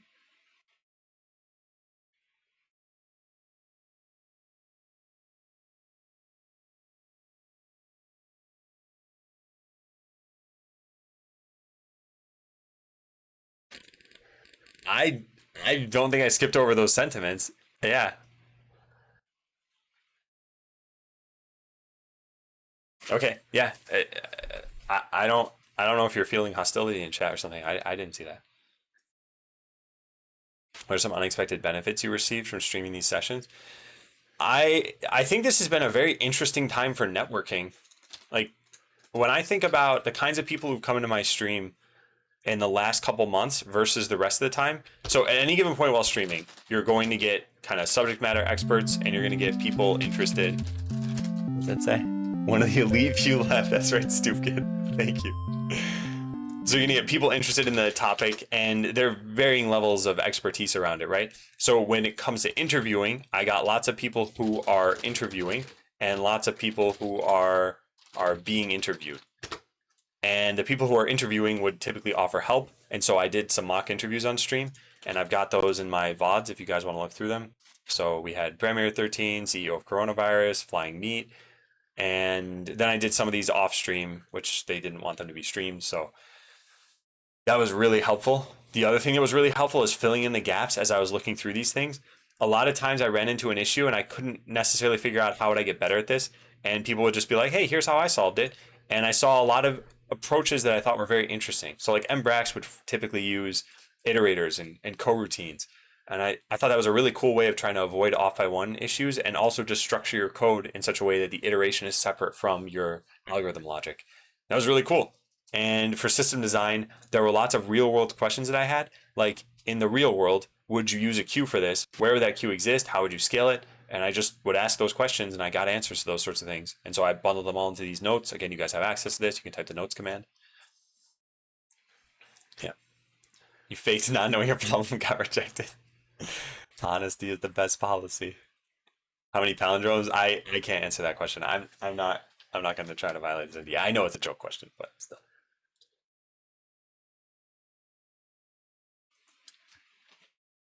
How'd you do that? Type in notes. That's coming from AutoHotkey. So a lot of these are string replacements where I type something like EVs and it turns into environment variables, or even the flower face, or notes or something like that. That helps if I typed it correctly. Yeah, so I have a lot of links that I don't ever feel like remembering that I just type out like this. I don't know if Patreon's still there. It doesn't exist anymore. And if you want the command for that, it's AHK. Speaking of remembering how you handle things, I don't remember what I did a week ago. Yeah, a lot of people joke, oh, I don't remember what I had for breakfast. But really, yeah, you enter this state where you try to remember what's important to you. And if you really thought about it, yeah, okay, you could probably remember what you had for breakfast or what you did this weekend. But yeah, sometimes someone just asks me and I'm like a deer in headlights. It's Monday and they say, hey, what'd you do this weekend? And I'm like, it's not a hard question. It's just these things slip my mind. And so when someone says the same thing in a technology perspective, that same process happens. I just feel like I know I did this, and then I start feeling bad for not remembering what I did, and like I'm better than this. I should know this. Very tough. Was I going for senior level roles? More senior than junior, but one wasn't explicitly a senior role, I guess. What questions I asked them? I actually have a lot of these listed out in here. So here are some of the questions that I pulled from, and some of these are a little bit different, but this is one of my favorite questions to ask. What's your least favorite thing? What's your favorite thing about working at the company? And when you start to see patterns in least favorite or favorite, then you know for sure that that must be a thing. And I did see some patterns. And then one of the other things I liked asking is this one: how often do you work later on weekends? I like those questions because they tell me what I find important. And then I would typically ask about things like, yeah, like what testing methodologies you use. But sometimes you're talking to people who aren't on the team you'll work on. And so it doesn't really help you if they answer, oh man, our team is perfect with tests. It's like, well, you might not work on that team. So who really cares if your team does things well? But culture at the company, I think, can be helpful, and other questions you might find. And I wrote down some other ones here too, especially around COVID. Asked you for MS authentication, but not the Notes AL one. Okay, interesting. I'll have to look into that. I'm not actually sure why that's happening. Yeah, the interview process for sure is different. The biggest companies, and I guess this is typically the biggest companies in the US or maybe I guess worldwide for these, they have their own kind of special process here. Yeah, good for 2 or 3 years now. Yeah, interesting. And $300. Wow. What was the date of the ego topic? I'm on mobile. Want to check it out later? Yeah, let me link that to you. It's. I definitely linked it with the timestamp on Discord, I think. But here I'll link it to you, and you'll have to find the timestamp yourself. It's not that hard to do. It's roughly 3 hours from the end of the video. but there it is. If I were to start learning how to code, what coding language is most widely used? My advice entirely on learning how to code is in this learn command that I linked to you. Now, I know I'm linking it 19 minutes after you asked, so hopefully you're still there. But my short answer is I don't think it matters what you start with, and what's most widely used will boil down to whatever you see in like Stack Overflow, Dev Survey results.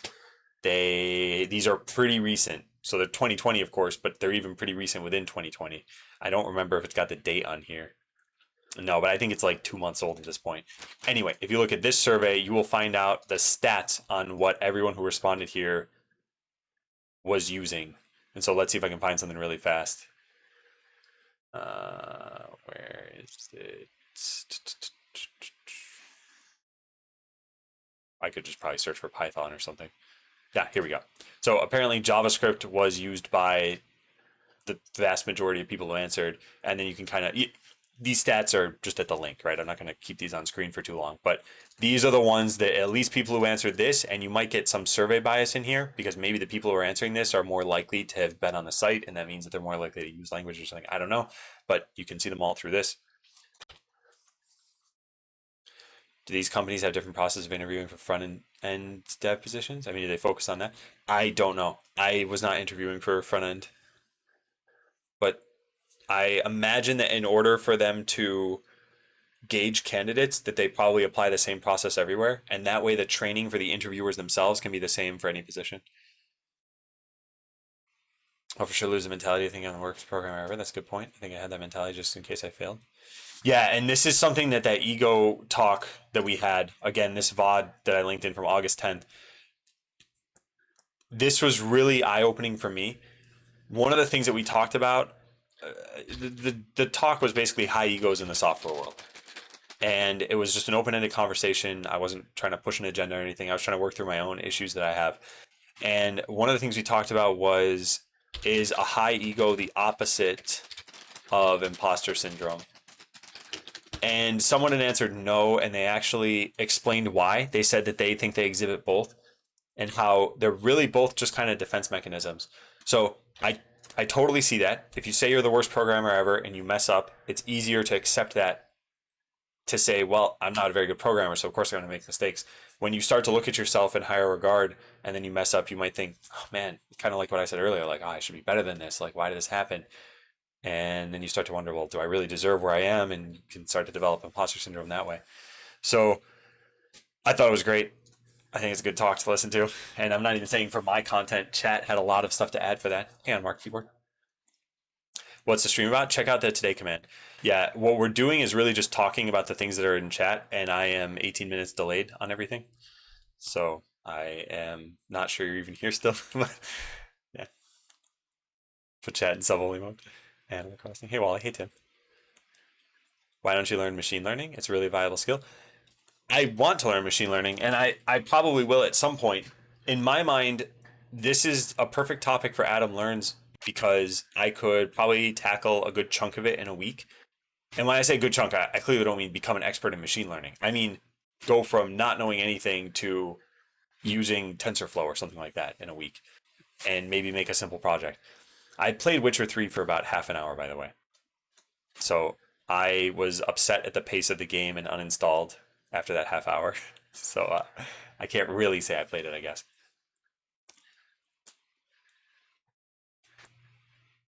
Which company are you in currently? Yeah, thanks for answering that day. What are your thoughts on being a professor versus doing Adam Learns? I feel like being a professor wouldn't give me the same flexibility as Adam Learns. Granted, it would have job security, and Adam Learns does not have job security. What was really, really nice, and again, when I think of like a dream job, it was pretty much the original Adam Learns, where the goal was pick a topic and then learn as much as I can and then teach as much as I can. And that was it. And typically we would do a project in here too.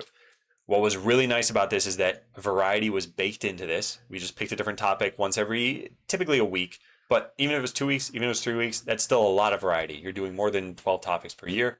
The projects would be really interesting. Man, we did some fun stuff in that time. I still really, really like, actually, I got it on here. This video will always hold a special place in my heart. Where is it? Minecraft plugin. There it is. This was such a fun thing to do. I'll show this quickly on stream, although I'm not gonna play the whole thing. But for those who didn't see this, this was a game that you played on my computer through Twitch. So I had Minecraft running, and then you'd have Twitch open, and you'd type something like join, and it would pop a sheep into the world. Same thing over here. See a sheep fall in, and then you were tasked with aiming the sheep, and you shot TNT at each other until you won. So it was a battle royale that took place in Minecraft using sheep and TNT. Super cool. I love doing this. I didn't know anything about Minecraft plugins beforehand. We got all this done in like a week. So that kind of pace, that amount of learning, that amount of sharing with you guys, this was so much fun. It was so cool to do. And I'd love to get back to that at some point. So being a professor, I don't think I'd get that same affordance. I feel like I'd have a curriculum that I'm supposed to follow. And while there's creativity in that my students are not my students after another year or at most 4 years. Whereas on the stream, you guys, if I kept streaming for the next 10 years, some of you might stick around for that long. It's crazy to think about. You know what company or team or product you're going to be working with? You can spend the time trying to ramp up for that, make a simple prototype, learn the domain. That's maybe doable. I think, so that's an idea I hadn't considered, I'll admit. But I think that it's probably very tough to do in practice because a lot of what you're ramping up with is their specific tools and technology that you're using and not so much just the domain. But that is interesting. The other thing I think is that I'm not sure how much of a head start I might need and how much I would get even by spending a couple weeks doing that. But I'll have to keep that in mind for sure. Yeah. Hey, Funky Monkey.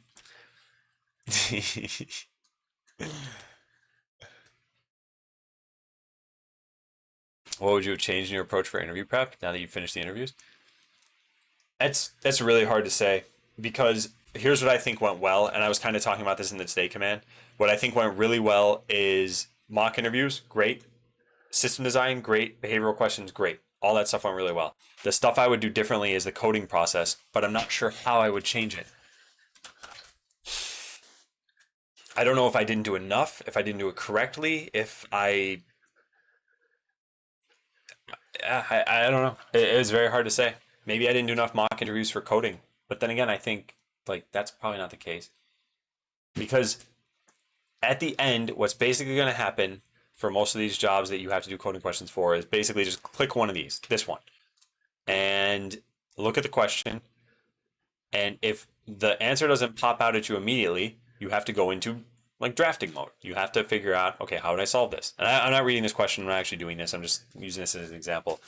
And so you enter your drafting mode and you think, okay, would I use this algorithm? Would sorting help? Would I approach this from both ends? Do I need to traverse this tree? And if you still don't have any answers after that, you're not going to get those answers during the interview either. The interviewer might help nudge you a bit, but what I found is that sometimes the nudgings are the opposite of helpful. Like it distracts from the question with the interviewer trying to help. Because unless they understand what's going through your head, it's hard to give you help.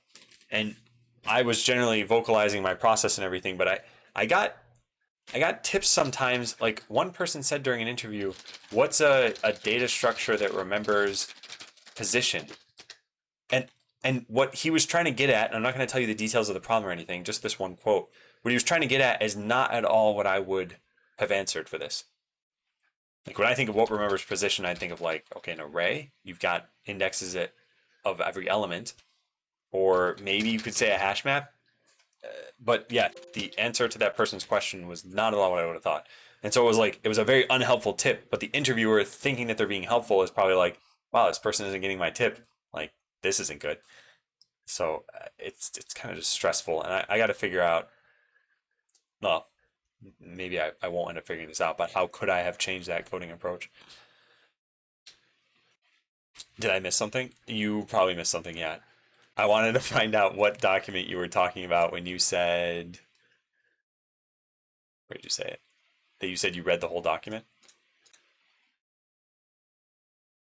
Oh, the You Suck at Coding interviews. Yeah, I see. Yeah, I think that was a really good one. How'd the interviews go? Check out the today command. That'll talk about it.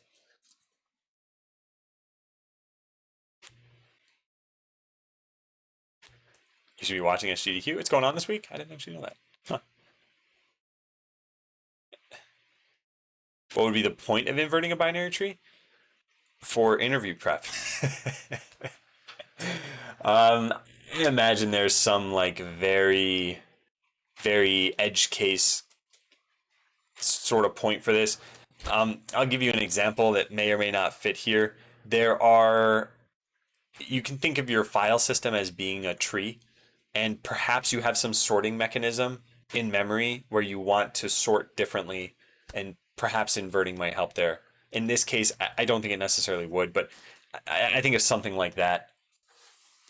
I don't know. Maybe there is no real world approach and it's purely an academic question, but there's, yeah, and it's probably part of some other bigger thing that I'm not touching on right now because I don't think my example is a good example for that. How'd the interviews go? Yeah, check out the Today command for sure. One of the elite left. Yeah, you are currently the last person to have shared a resub message, Stoop Kid. And when did I do the no subs thing? That was July 24th. So 6 days from now, presumably no one will be able to share subs anymore. So you might be the last person. Hey, I'm Perry. Adam called me a jerk. Good afternoon, YMN. Now for my T, I have a master's degree in philosophy. I'd like to start learning how to code just for fun. What recommendations do you have? So hopefully, I don't think someone linked this to you, but my advice is always here in this learn command. Also, hey TY. Yeah, there's no buy lights anymore. Yeah, I'm. By the way, thank you guys for responding to Broken Sword with this because I don't have experience with this. I didn't go to a boot camp, but I think that in order to answer this question, you'd have to know some people who were in that situation. So yeah, thanks for sharing. Is it possible to fork the notebook? I don't think so. If you're talking about from a technical perspective, I don't think so. But if you're talking about like, do I let you do what you want with these notes? Like mostly. I mean, please don't go sell my notes. And every once in a while, I do make them private because I put them as part of a course. So like all the Firebase things right now, these notes are all private, and you kind of have to buy them.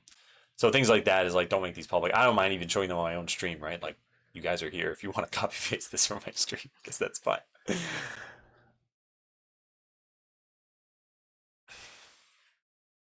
I feel this, yeah. What are the most used hotkeys in general workflow? So I think my most used hotkeys on my mouse. I have a mouse that looks like this. It's got 12 buttons on the side. And for what those are bound to, you'd have to look over here.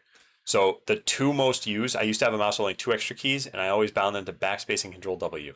And the reason why is because Control W is close tab, it's close folder, it's close tab over here too. And backspace used to be the back button in the browser as well as also just being backspace. So there were two functions for it. Now browsers stopped doing that because frequently you wouldn't be in a text input, you press backspace and you'd leave the page and you'd lose everything you typed in. So they got rid of that. Now it's alt left.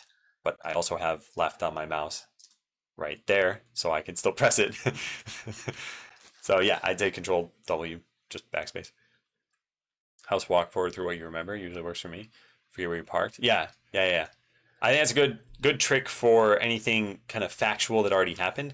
I think it's tough for coding questions that you have to figure out. You could have lots of years of experience and not necessarily interview for a senior role in Fang. Yeah, I think that's pretty accurate. And I think that here's my guess. The difference between junior and senior at non-Fang is going to be, let's say, I'll make up some numbers here that aren't really too meaningful because again, these are just totally made up. Let's say it's like $100 to $120. The difference between non-Fang to Fang is going to be like 100 to like 160 or something like that. And I'm talking about like non-Fang Junior to Fang Junior. Again, I'm just making up numbers. These are not supposed to represent thousands of dollars or something like that. It's just typically your salary bump from working at a Fang company would be so much larger than just becoming senior at your current company. And this is a vast generalization. But the reason I say that is because everything else kind of scales to that. So your responsibility will also be higher as a junior developer typically, and your scope can be higher, your impact can be higher. So depending on what you're looking for, you might get it by being less senior at a Fang company. And again, broad generalization. So it's not always going to be true. Since you're using Godot now, are you having to recode all the Botland stuff you've done for years? Oh, no, no, no. So to be clear, okay, first of all, the name Botland 3 is a joke. There is no Botland 2. And so I just wanted to skip a number saying, well, that game would have been bad anyway, so let's skip to Botland 3. The second thing is that this is a totally different game from Botland. So Botland itself was a strategy game, and you had this scripting concept. Botland 3 that I'm designing is an RPG and does not have that scripting concept, but it's still an automated game, and it's got some kind of unique ideas, I think. But I have not talked more about it than that. I have not shown it on stream. I don't plan on doing so for quite some time. Are those questions on your Google Doc that you shared?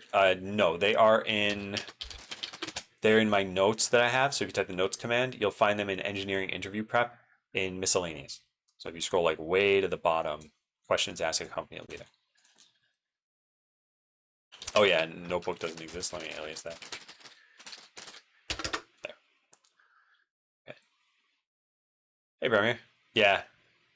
Reading chat from 16 minutes ago now, so I caught up by 1 minute.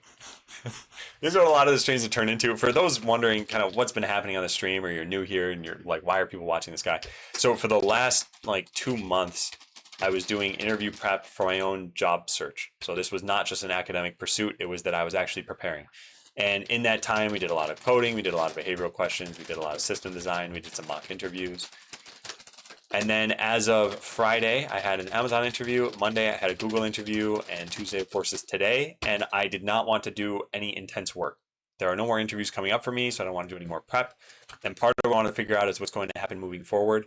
And it's going to be one of these things. Either I continue to try to find a job, maybe at a smaller company, maybe out of necessity because I don't get hired at one of these other places.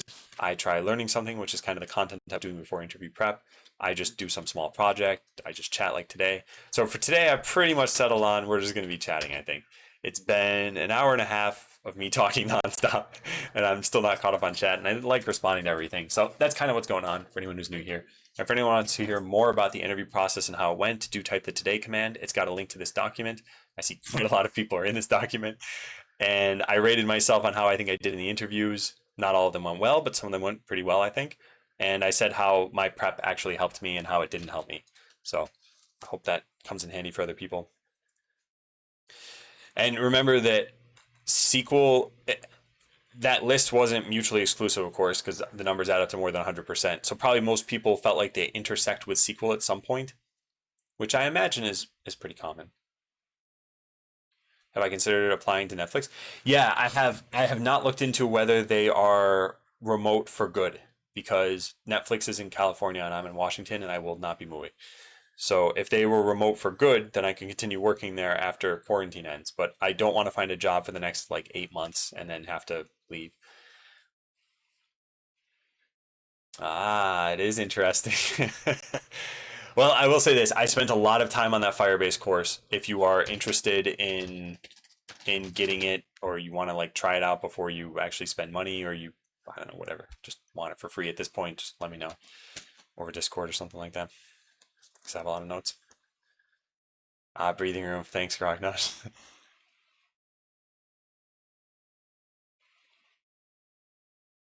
Have you considered moving to the middle of nowhere? Like vaguely. So you know this, Master, but other people might not in the stream. But I'm married. We're both happy where we're living. And moving to the middle of nowhere, while it would cost way less, we'd also not be around as many things, around as many people, around as many opportunities. If we knew for sure that, let's say you knew you were going to be quarantined for the next like 20 years and that every job's going to be remote, that social events aren't going to ever look the same, yeah, moving to the middle of nowhere would be pretty attractive, I think. Because at that point, you're pretty much moving for weather and I guess closeness to friends.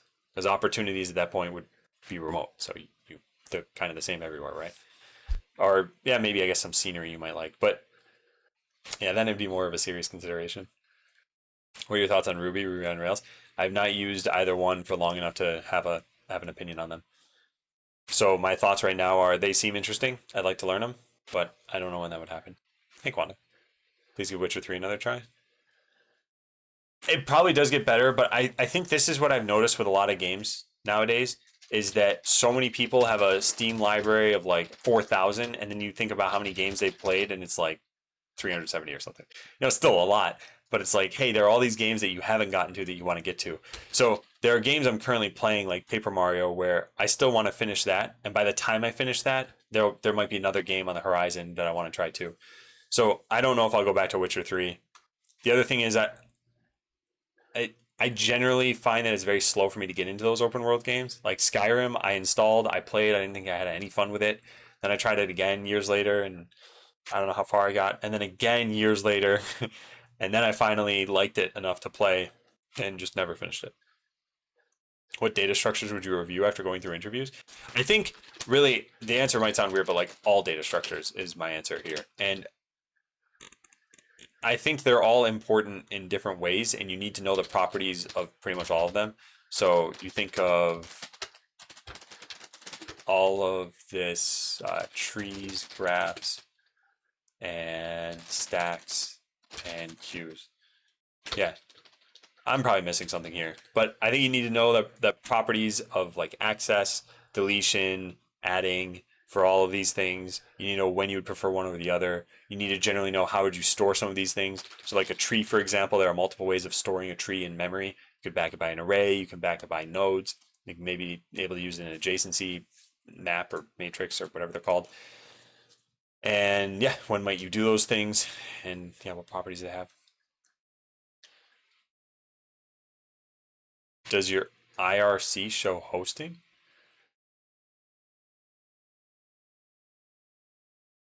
You mean does this Twitch chat show hosts that happen? I think it does.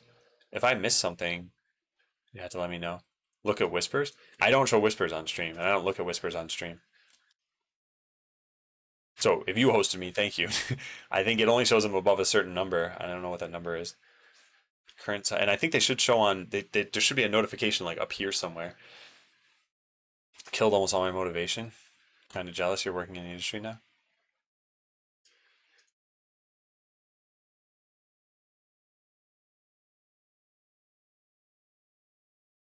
Where does the jealousy come from, Ori?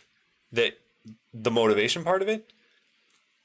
Because I think that burnout is a very real concern in the software world, and that if you feel like you've lost your motivation, that chances are you're adding hours to the burnout counter as you go. And so this could eventually hit the point where you go like 5 months without coding because you feel like, oh man, I just really didn't like that experience. And that's why I think it's good to bail when you realize that this kind of counter has hit maybe a month where you think, okay, I'm gonna just take a sabbatical, a break from all this. I'm just not gonna focus on this, and go do something else for a bit of time and then come back to it hopefully. Hey, Voice of Grog. Oh yeah, linked list, doubly linked list. Yeah, I think that's gonna be helpful too. I know this is not a response to my list since that wasn't 14 minutes ago, but I had forgotten about that. Interview's done. What now? I don't know what now too much, but the today command does talk about this quite a lot. Hey, Mr. Aldi.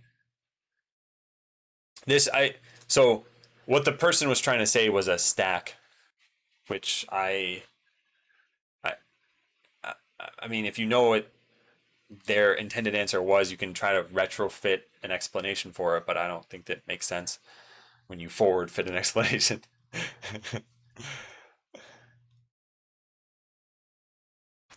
Do I use Tortoise SVN? I use Tortoise, but not Tortoise SVN. There's Tortoise Git as well. So that's where you see these little icons showing up. And thanks, Breached. Yeah, everything is going pretty well.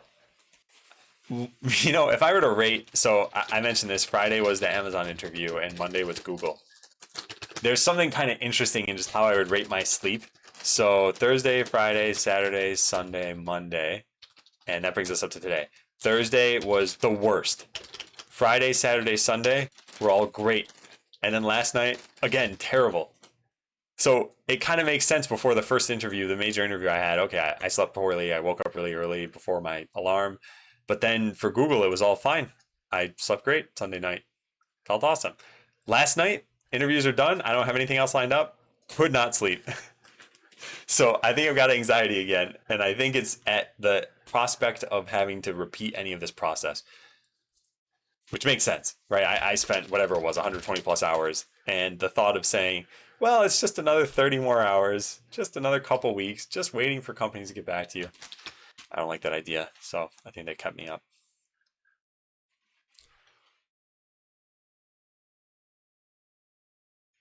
Yeah, exactly. And that's why it wasn't a helpful hint for sure. Do you think you have a shot at these companies after the interviews? I talk about that in the today command. Yeah.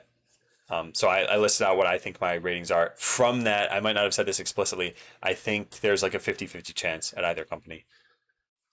Best time of year to change jobs? I think the best time of year is a mixture of when your job's reward cycle is over and the new job's reward cycle is over. So sometimes you'll join a team and you'll be 8 months into their review cycle, and they pretty much say like, "Well, it's year end. You only had 4 months, so you didn't really have time to prove yourself. So here's some like mediocre results." And so it kind of feels like 4 months wasted toward career progression, and that's not always necessarily true. But I feel like that's probably a pretty safe time to change jobs. Did it go well? It went well enough, I think. Yeah. Any insight on the initial tech screen, like the phone screen and the online assessments? Did you struggle with those, or were they pretty easy? I don't think I had any technical phone screens. I think it was just a coding assessment for Amazon. And I already shared this because I wasn't under NDA at that time, so this is already public. But for the Amazon assessment, they rated me on coding skills and on leadership principles. And by the way, none of this is supposed to be private. This is all like this is what Amazon does. And so they said this was a perfect score, and they said this was a terrible score. And I already kind of explained how this worked, but they use the Likert scale. So the whole, do you agree? Do you disagree with this? And there's a very obvious answer for all of these questions. And again, this is not one of their questions, but it's like, would you be okay stealing from Amazon? It's like, you know what the answer should be. So it doesn't matter what your answer actually is. You're going to say like, no, strongly disagree, or whatever fits the structure of the question, right? You know that. And so you know it for all of them. Like, are you okay procrastinating? Are you okay whatever else? Like, you can tell what the right answer is. And I answered the way I was honestly answering. And so they said, hey, you got flagged by our system. Well, we'll still move you through. You can go to the on-site interview, but just keep in mind that you suck at this. So yeah, they said prep more for it. Non-paying? You mean like would I work for a non-paying company? So this goes back to a summary that I was talking about in one of these tabs. Yes, here. So I had a high ego. I'm trying to work on that. I think working for non-paying companies was originally on my radar, and as I went through the process, I realized I don't like any of this, and I think a lot of it was ego driven. So I think I'm much more open to it now. But now that I've gone through the process with a couple of paying companies, I want to see how that plays out before potentially switching. Then again, I also want to have multiple irons in the fire and kind of just, yeah, like maybe I'll apply to some more jobs today. I'm not sure. Have you thought about applying to IBM? No. I actually did an internship at IBM and I wasn't very impressed by my internship. Can't find notes about interview prep. Can someone point me to them? Yeah, it's the today command. Or if you're looking at notes, at these notes, it's the notes command. But one of those two has it. And actually, the today command has both, I guess, because this links to my notes here. Do you know how to load my VS Code files with a template? I want it to automatically have some of mine imported my main function when I make a new file. While I don't know how you could do that automatically, although you could probably write an extension, you can make a snippet. So for example, I have a snippet for JavaScript called LeetCode. When I press enter, it types out my function and I could say, okay, I had an input of like chess pieces and I call my like can queens attack king function and I tab over to here and do this and type stringify and type out chess pieces or something like that. And there, I've got a bunch of code that I otherwise wouldn't have had very fast. So to do that, you would make a snippet and you can find these in your snippet file. You can find advice on how to do this online. I might actually have some in my notes too. But I think that's the easiest way you could do this, and you could just make your thing whatever you want. You could just say main, enter, enter, and you're done. So it's not exactly what you said, but it's pretty close. And nice, Jacko, yeah. Junior, senior in 2 years. That seems very fast. Yeah, the notes link doesn't work for everyone for some reason. I should just change that. I'll write myself a note. Change notes to use this. It's Bitly doing something. I don't know what there. Will you be using some kind of spaced repetition to not forget the things you learned during the prep? I don't think the things I learned during the prep will need to stay at the forefront of my mind. So no, I won't be. But part of the reason why is because the way I approach problems in the real world is very much by using extra resources. I don't just trust what's in my head completely. And I'm not saying that you're suggesting that. I think you guys might have seen this if you've watched for anytime during Botland or during Adam Learns, where I'd say something like this. I literally type out like problem. We need to control access for videos on Adam Learns. And I'd say like, okay, option number one, like code a custom system with S3 expiring links or so. I don't know what, right? Like I'd write all the options. I'd list out the pros and cons. And in doing all of this, I'd be researching like, okay, access control for videos and look through my notes, look through whatever else. So I think that process will still serve. And I don't think I'm going to necessarily have to remember like what was the time complexity of a hash map or what was, I don't know, anything like that. So do you already know you didn't move forward? It's not clear in the document. These only just happened very recently. I won't find out about, oh wait.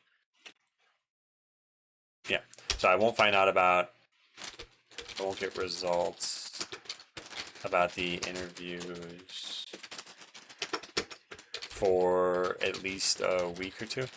Well, what's this? To make this document available for a large audience, publish this file to the web. They detect the view count on the audience on the document. It's kind of interesting. And nice, Thomas. Yeah, this is one of the things that made what I did on Twitch so satisfying because I felt like I was hitting all of my goals and just kind of coincidentally hitting other people's goals too. Which is great, right? The more the merrier, I feel, who can reach their goals. So I'm really happy about that. Y5 numbers. I'm not sure if anyone linked this in, but it's been a thing, I guess. Do you agree with the current interview process? What could or should be changed? Okay, I've talked about this a decent amount over the last month or two, so I'll try to keep this brief. I think the ideal interview process is one that correlates to the job you're going to have. So I actually just responded to this of like, will I be using spaced repetition in here? And I said, my process is such that I could essentially forget everything I just did. What that means to me is that the interview process doesn't strongly correlate to the job itself. And I don't like that because I feel like then I could have learned more impactful topics than what I did. So to that end, I don't think it's great, but I don't have data exactly on this. And the last time this was brought up, someone pulled up the research that was done at Google in the early 2010s about the correlation between interview performance and job performance, and how while there was a correlation, it wasn't very strong. And so that meant that you could have done very well in the interview process and not necessarily did a good job at Google. But then again, how do you measure all these things? What does doing a good job mean? How much of this comes down to politics or visibility? So a lot of what I say is kind of based on hunches here. And the second part is I don't know what to do better exactly. In my head, there's this vague, like, well, pair programming would somehow help because then the interviewer is putting in some time trying to help you toward a conclusion, can see how you'd work on the job. It'd be less anxiety inducing, perhaps. So I'm not sure. I don't really think they're great. I don't know what would work better. And I think at big enough companies, you need to try to eliminate bias as much as possible and make sure that you're not unevenly hiring bad talent. Let's put it that way. So someone suggested to me, or not someone, that guy who did the 25 things I learned about 250 plus interviews used to be a Google interviewer. And one of the things that they said is imagine a company where you have open headcount. So you can hire 2 people. And it's a big enough company where you are given the resources to do this. And after trying to find the perfect candidate, you still don't have them. It's been a couple months. And maybe they close that headcount and say, okay, we're going to devote these resources to another team. So you think, knowing that this might happen, well, I'm going to hire somebody, even if they're not necessarily the best. So now the bar gets lowered just a little bit for quality. And now maybe that person kind of continues this poison in the company and lowers the bar a little bit more and a little bit more and a little bit more until now your code quality is suffering. You've got more bugs in the code. Things are harder to maintain. And so they said this is why most of the big companies are going to err on the side of they will potentially not, they'll hire only candidates they know they're good. It's better to reject someone they're unsure of than to hire someone that they're unsure of. And that I think that plays into this interview process of how did they make sure, and so they need a very standardized way of doing that. And then what other companies are doing, they kind of want to glom onto as well. I am relieved, Honey Badger. Yeah, for now at least. I think if I heard that neither company wants to hire me, I don't think I'd be relieved anymore. Because I think that, well, it's not the end of the world and I'll have to be positive about it. I would still feel like a lot of what I did in the last couple months was kind of a waste of time. Now, I don't look at it as a total waste of time, but compared to what I could have been doing, I think it was kind of a waste of time. Did I consider applying to Tesla or Nvidia? Not really too much, no. She's afraid to know what Firebase is. Am I self-taught? I am not self-taught. No, I have a command about this. Consider internet connection when moving. Have I been dropping frames? Oh, what were you talking about? Where you might live in the country? Yeah, I guess that's true too. Yeah. Doing Code Wars. You suggest sticking to Code Wars and then moving to HackerRank? I can't really comment on this. I have not used Code Wars, and I use HackerRank only very briefly. I think if what you're doing, you feel like you're learning. I mean, I don't know what your goals are exactly. If you feel like you're learning, then you can use whatever site you want. And I guess you could try them both to figure out which one you'd learn more through. But I can't imagine the problems are probably too different on one site such that you just can't find them on the other site. Probably lots of people like submitting problems and copy pasting them from other sites too. I respect your decision to not play the game. The game being, oh, Witcher 3. Okay, I thought we were talking about like the interview game. Yeah. I know what you mean. And this is something that I've always found kind of a little disappointing sometimes, where I think a game is like, oh man, it's so awesome, but I can't convince someone to play it because it's not as appealing to them. Like, I think Undertale is a really good game, but I think the community is a little weird. And so they kind of detract from the game sometimes and give people a bad opinion of it. And then it's not a very visually appealing game, so people don't want to get into it. In the case that you wouldn't get a job at one of those, wouldn't your best bet be SpaceX since they're in Washington? You're not really interested in space stuff, but does that really rule it out completely? I'm not interested in SpaceX for several reasons, and I have my own biases, and so I don't know how true some of these things are, but I've heard that the work culture is not great. I think that it's not very interesting work to me, and I have mixed opinions about Elon Musk in general. And it's kind of weird when you have such a face of a company who can have a reputation that can influence people to work or not work for that company. So for Amazon, I got to say, if I were to work for Amazon, I'm not thrilled about working for Jeff Bezos at the end of the day. Like, he's the richest man in the world right now, right? I don't know if this actually helps to search for it. This says $200 billion. I'm gonna just guess based on all these meters here that he's pretty rich.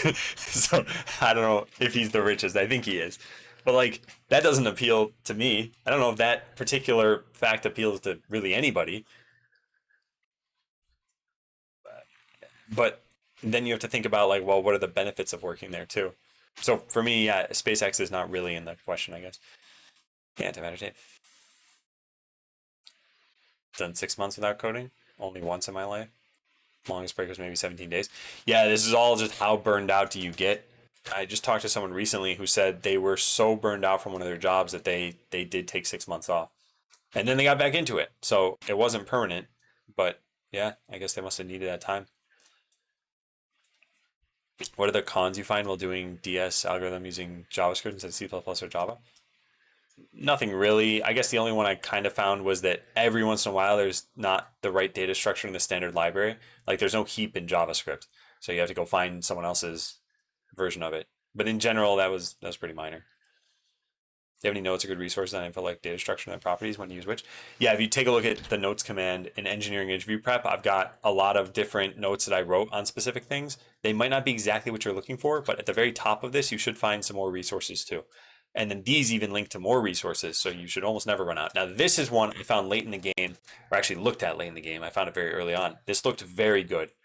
So you click through some of their foundations of programming and they say something like this, right? The challenge, given a string and blah, blah, blah, find the answer to whatever. They've got 6 hints. They've got a fully explained and annotated solution with comparisons about time complexity. I think this is probably an awesome resource to use. And I only really looked into it pretty late in the game. So that's in my notes here. That's the Google Tech Dev Guide. How do you write multiple lines at the same time? That's with multiple cursors in Visual Studio Code. There are a couple different ways you can do this. So let's say I search for the. I can find all the instances of the and changes to something else, right? And so I'm writing in a bunch of different places. I could draw a box on something like this, and then maybe I could just make them all uppercase or all lowercase or title case or something like that. So there are a lot of different ways of controlling this, and I think they're very helpful.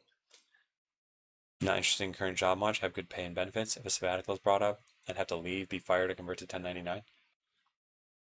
Yeah, this is the reality of trying to take a break to avoid burnout, which is sometimes you can't, or sometimes you can't do it easily.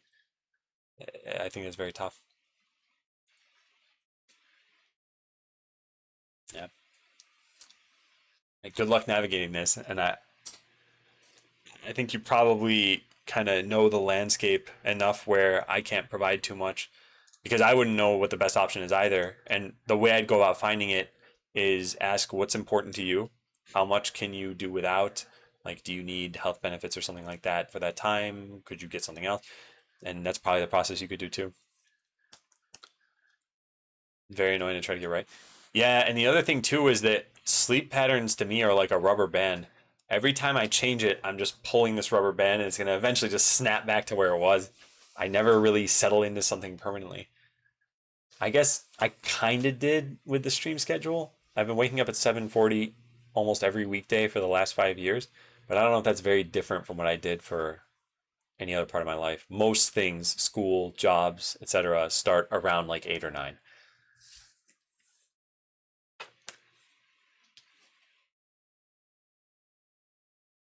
Kind of getting careless and stopping thinking. Yeah, Ori, it sounds like you're being overworked. And there are a couple of ways to try to work on that. One is to just push back when you get work. And sometimes that's enough. Sometimes it's like, hey, you estimated I could do this in 2 weeks. I do not think I could do this in 2 weeks. I think it's actually like a 4 week long project. And the person might say, like, yeah, okay, you're right. And now you have to work half as much. And not half as much as you should. It's probably as much as you should, but in a more reasonable time frame. Am I gonna upload the rest of the interview prep to YouTube? Yeah, I should be doing that. Yep. Can you share contact details of all interviewers so we can track them down if they don't offer you the job? Yep, definitely. I'll be linking that, social security numbers and everything. Definitely.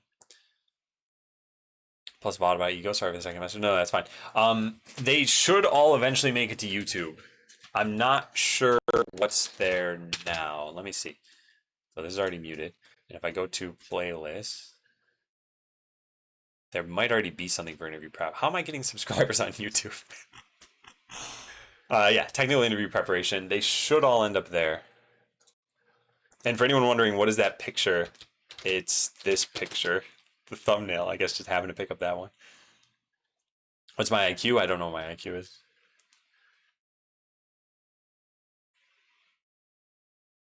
If you answer something like small value, like a pen, you know what though? I bet most people do this at their workforce.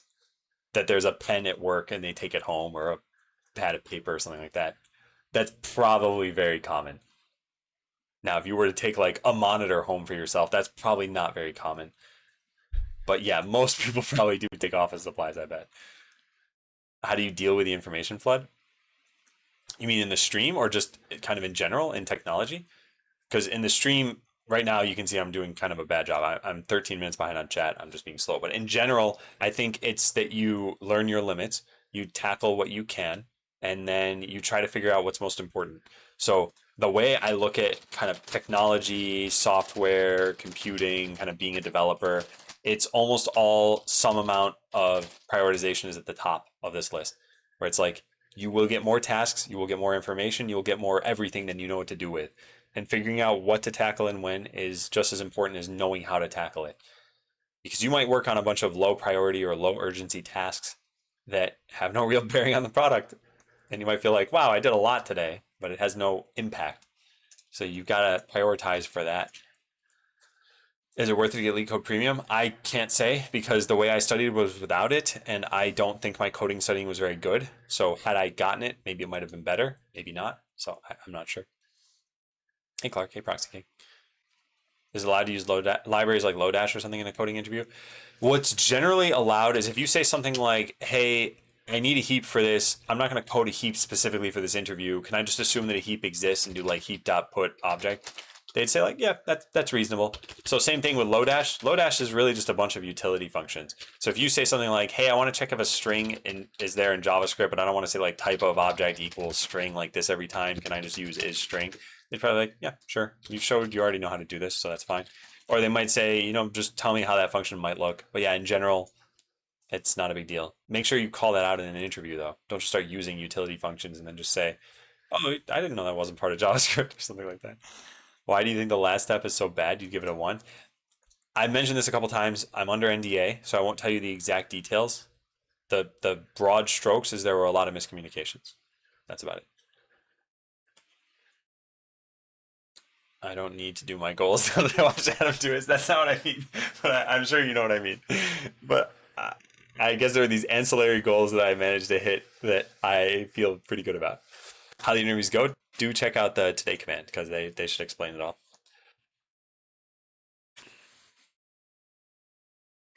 I'm seeing subs in chat, but I can't sub. Is it active? The only people who can still be subscribed are people who subscribed within July 24th to July 30th right now, or something like that.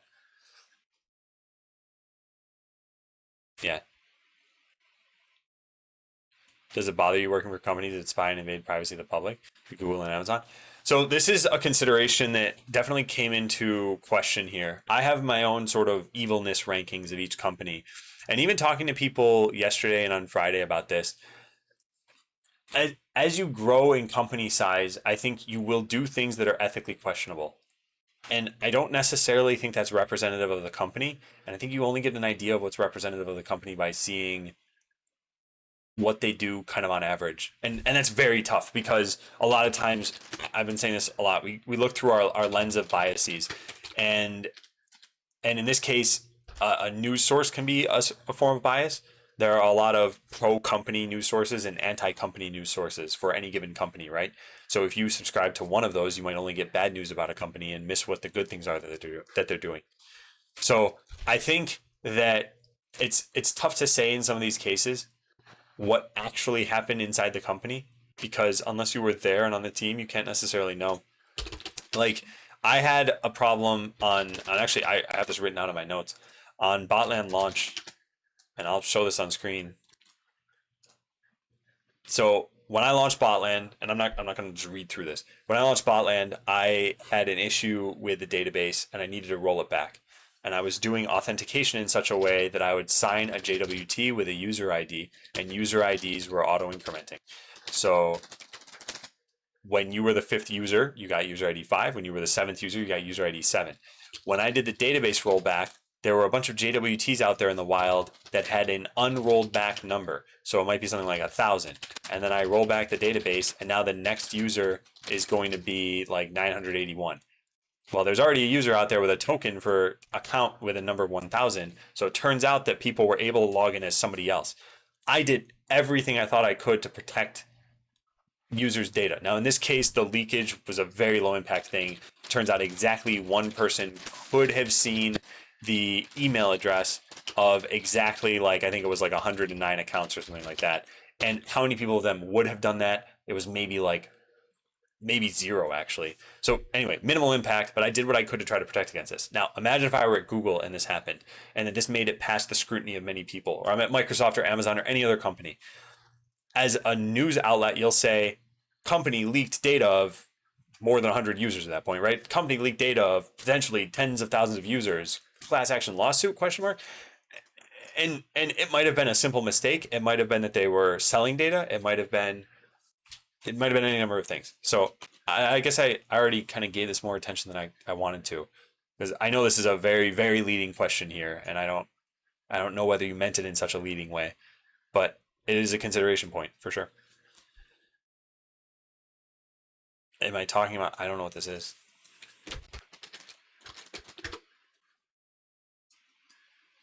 Botso explosion.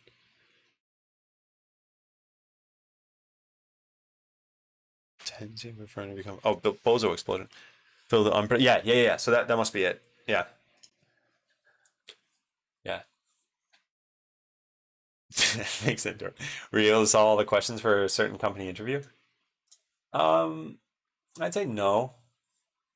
Yeah, and that's why I don't think some of the interviews went as well. You're technically already working for Bezos, aren't you? I mean, I guess so.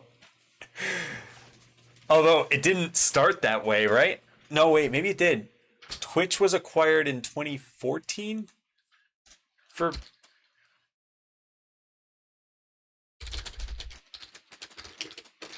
Was it 2014?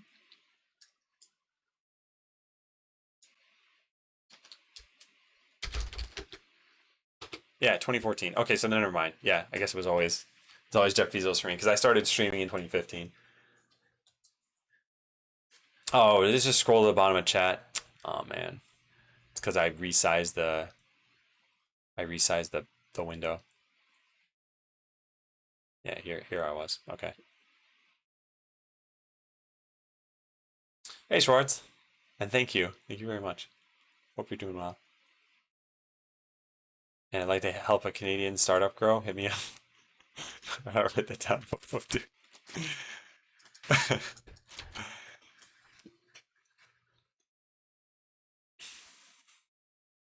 Yeah, richest man. Let's see.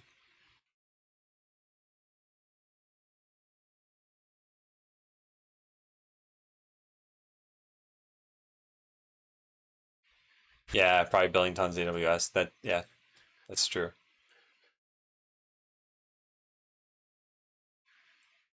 Has the way Google or Amazon conducted online or phone interviews changed with regard to sharing of code and notes during the process? Do you nowadays share your screen with them or have a shared whiteboard app? So I don't think I should talk about this too much because I don't know how much of this gets into the details of the interview. So yeah, I'm sorry. I'll have to leave it at that for now. This information might be public, in which case you might be able to search it. And if it were public, I'd answer you directly instead of giving you the runaround here. But I don't think I should answer that now. When you did the mock interview with CEO, I couldn't solve the question, and I no joke had to spend time to dissect the solution to fully understand how data flow. Now I understand it. Thanks for that. Oh, awesome. Yeah, yeah. I mean, I didn't get the answer to the question that day, and I think my conclusion was that dynamic programming is something I just won't study after some point. So CEO actually met with me over the weekend, and we talked about it, and he helped me. And I looked back at notes, I looked back at more problems, and I realized like I'm for whatever reason not grasping this still. And to this day probably still would not grasp it.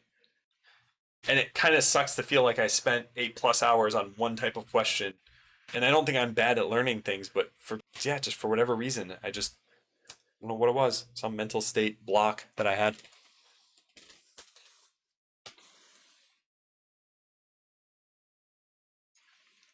I heard about this antimatter tape. That explains all the bald people that I've been seeing.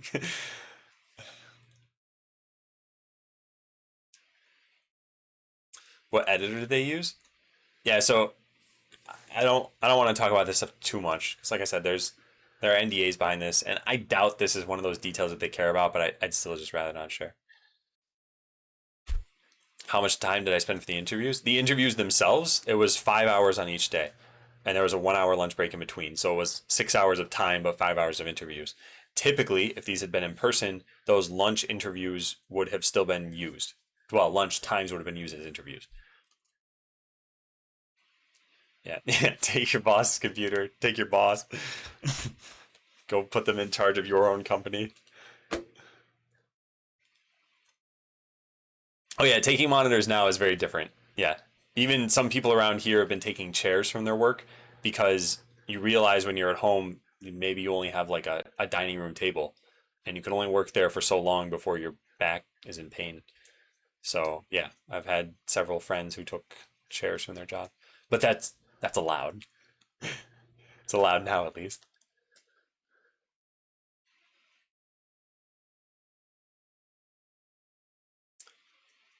Company doesn't want me to leave because they'll be hurt by it. Should I care about that? I think you should care within reason. I mean, if you have a reason to have loyalty toward your company and they'll be hurt by it, and maybe you only have to wait a month or two, that's not a big enough deal, you know? I think as a principal, you shouldn't necessarily always be one way or always be the other way about this. But if they were nice to you, they helped you learn, you're appreciative of the time, you can spare some extra time, you can write a transition plan. Yeah, by all means. But if they're like, yeah, wait an extra year because we're exploiting you for work or something, yeah, then that's not okay. But I don't think everything's so black and white. Miscommunications are probably a red flag to begin with. Yeah, they could be. I could go into more detail about this that I think would paint a very clear picture, but I'm not going to do that for this. And for anyone wondering, because that sounds like a very weird thing to say, like I can clarify this, but I'm not going to. I'm under NDA. So that's why I don't think it's worth talking about the specifics of what led to this. But like I said, I could paint a much clearer picture, and I'm going to just chalk it up to miscommunication for right now. Yep, sub button is gone. Gone, gone, gone. For cloud solutions architect position, is coding skill a must? I don't know exactly what this position entails. So from what I would assume the position is, it does not sound like coding skill is a must. But let's say you're dealing with customers as part of this role who are looking to have a cloud solution and they want like, hey man, I need help with this SDK or or I don't know, like what's wrong with my code. I don't know if you'd ever have to go to that level, but if you would, I think coding skill would help. But from what it sounds like, it's not the most important part of the job. But it's probably good to know about.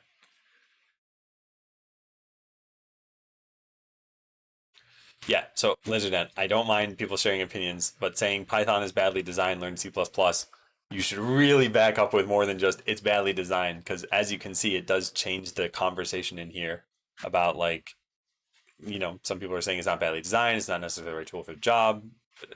So so try not to do that, please.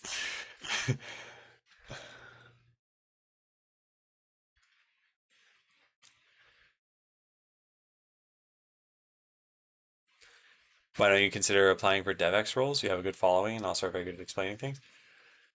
DevX, I'm not sure I've heard that term. I'm guessing this means like development evangelism and potentially advocates. I applied to one and in the interview, I think convinced both the interviewer and myself that I would be very bad at the job. And I think part of it is maybe the mental state I had at the time. And I think another part is that I don't want to do any job that involves travel. And typically, developer advocates have to travel. They go to conventions, they go meet up with customers every once in a while. Right now, probably very few are traveling because of quarantine. But yeah, that was something else that had worried me. And I also want to make sure I'm keeping my skills sharp. That's pretty important to me for now.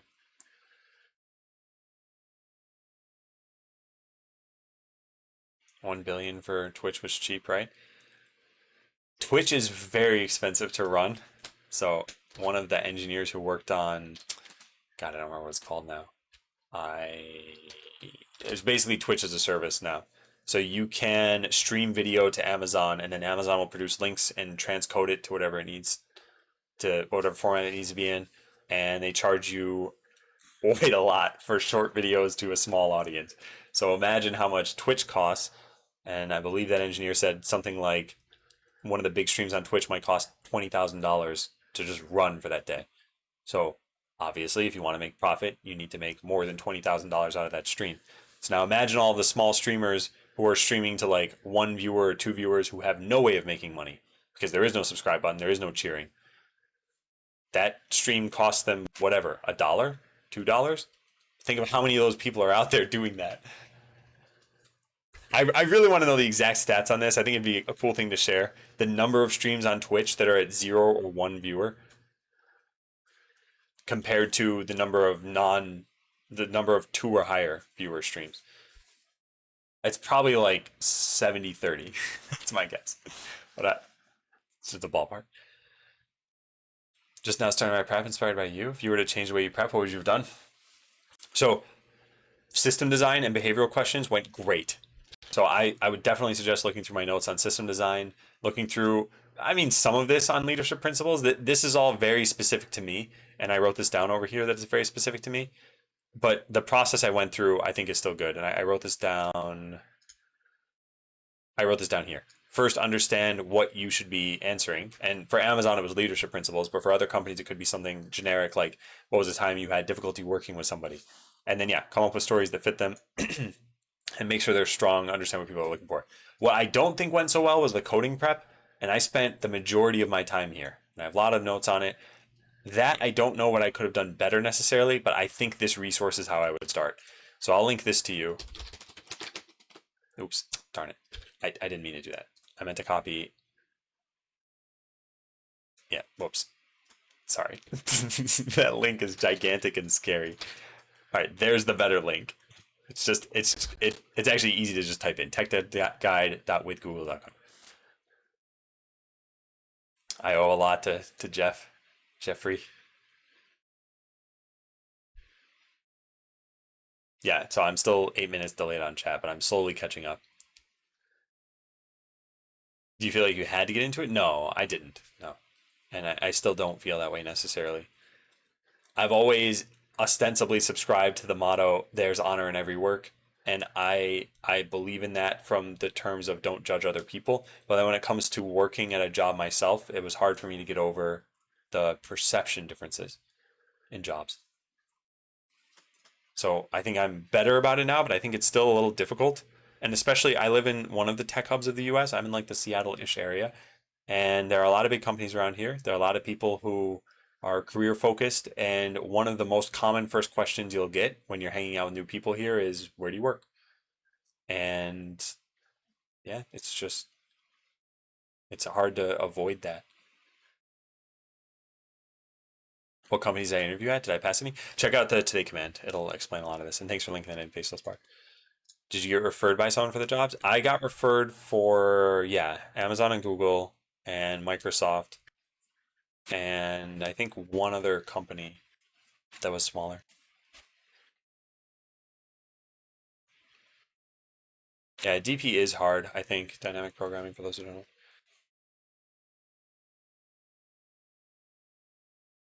Hey, Vlad. Got a job done? No, not yet. Yeah, I just had some interviews. And how were the interviews? Yeah, check the Today Command. The Today Command has, and this is why I have type today, please. That's the one thing. It's got an answer to all of the really kind of top questions of like, how do you think you did? When will you hear back? What are the conclusions? What worked well? What didn't? What are you going to do next?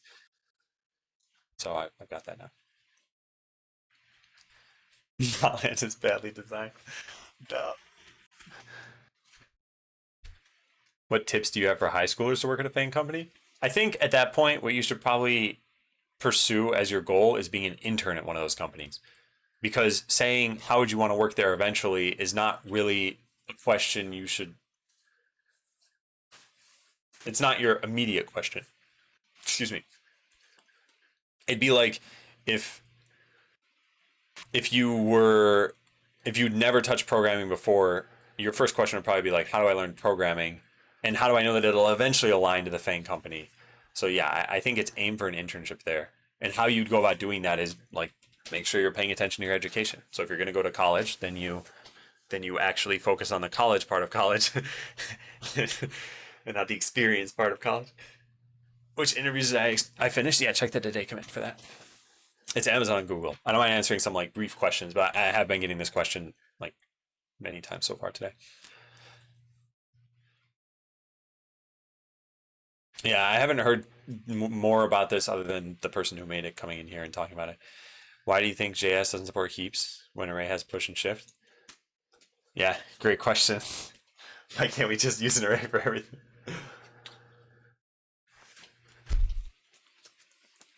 If only there was like a push and keep min heap property. I think there has to be a minimum of one viewer since you're watching yourself for chat, right? You don't have to do that. Like right now, I'm using Yada, which doesn't count me as a viewer in chat. Twitch actually does, I think, a lot to differentiate between bots and non-bots as viewers. And you might show up for yourself, although you actually probably are viewing your stream at that point. So I guess I see what you're saying.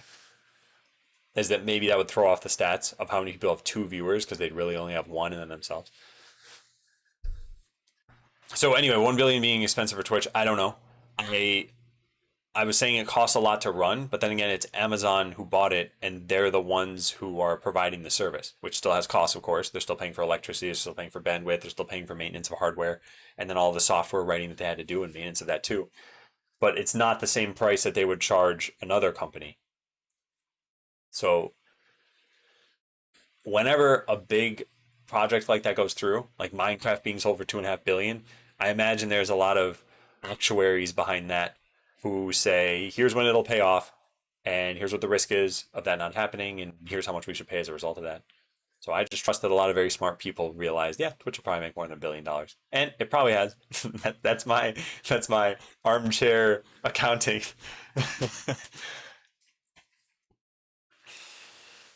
Yeah, Bugzor, I felt a little weird about that because yeah, I feel like I'm now a drain on Twitch. Why is my search engine Bing? I've got the Y Bing command.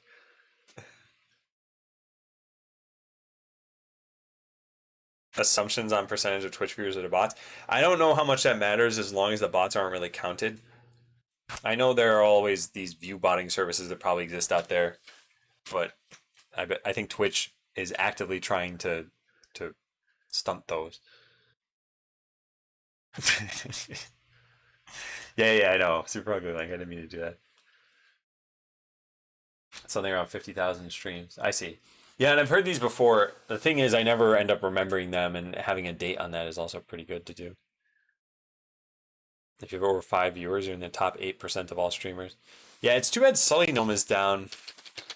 I'm guessing this is just down for. Oh no, it's back up. Hey, look at that. So we can actually look at some stats here. Huh, neat. I wonder if it's got. Yeah, so here, follower rank, viewer rank, average viewer rank. So apparently 10,000.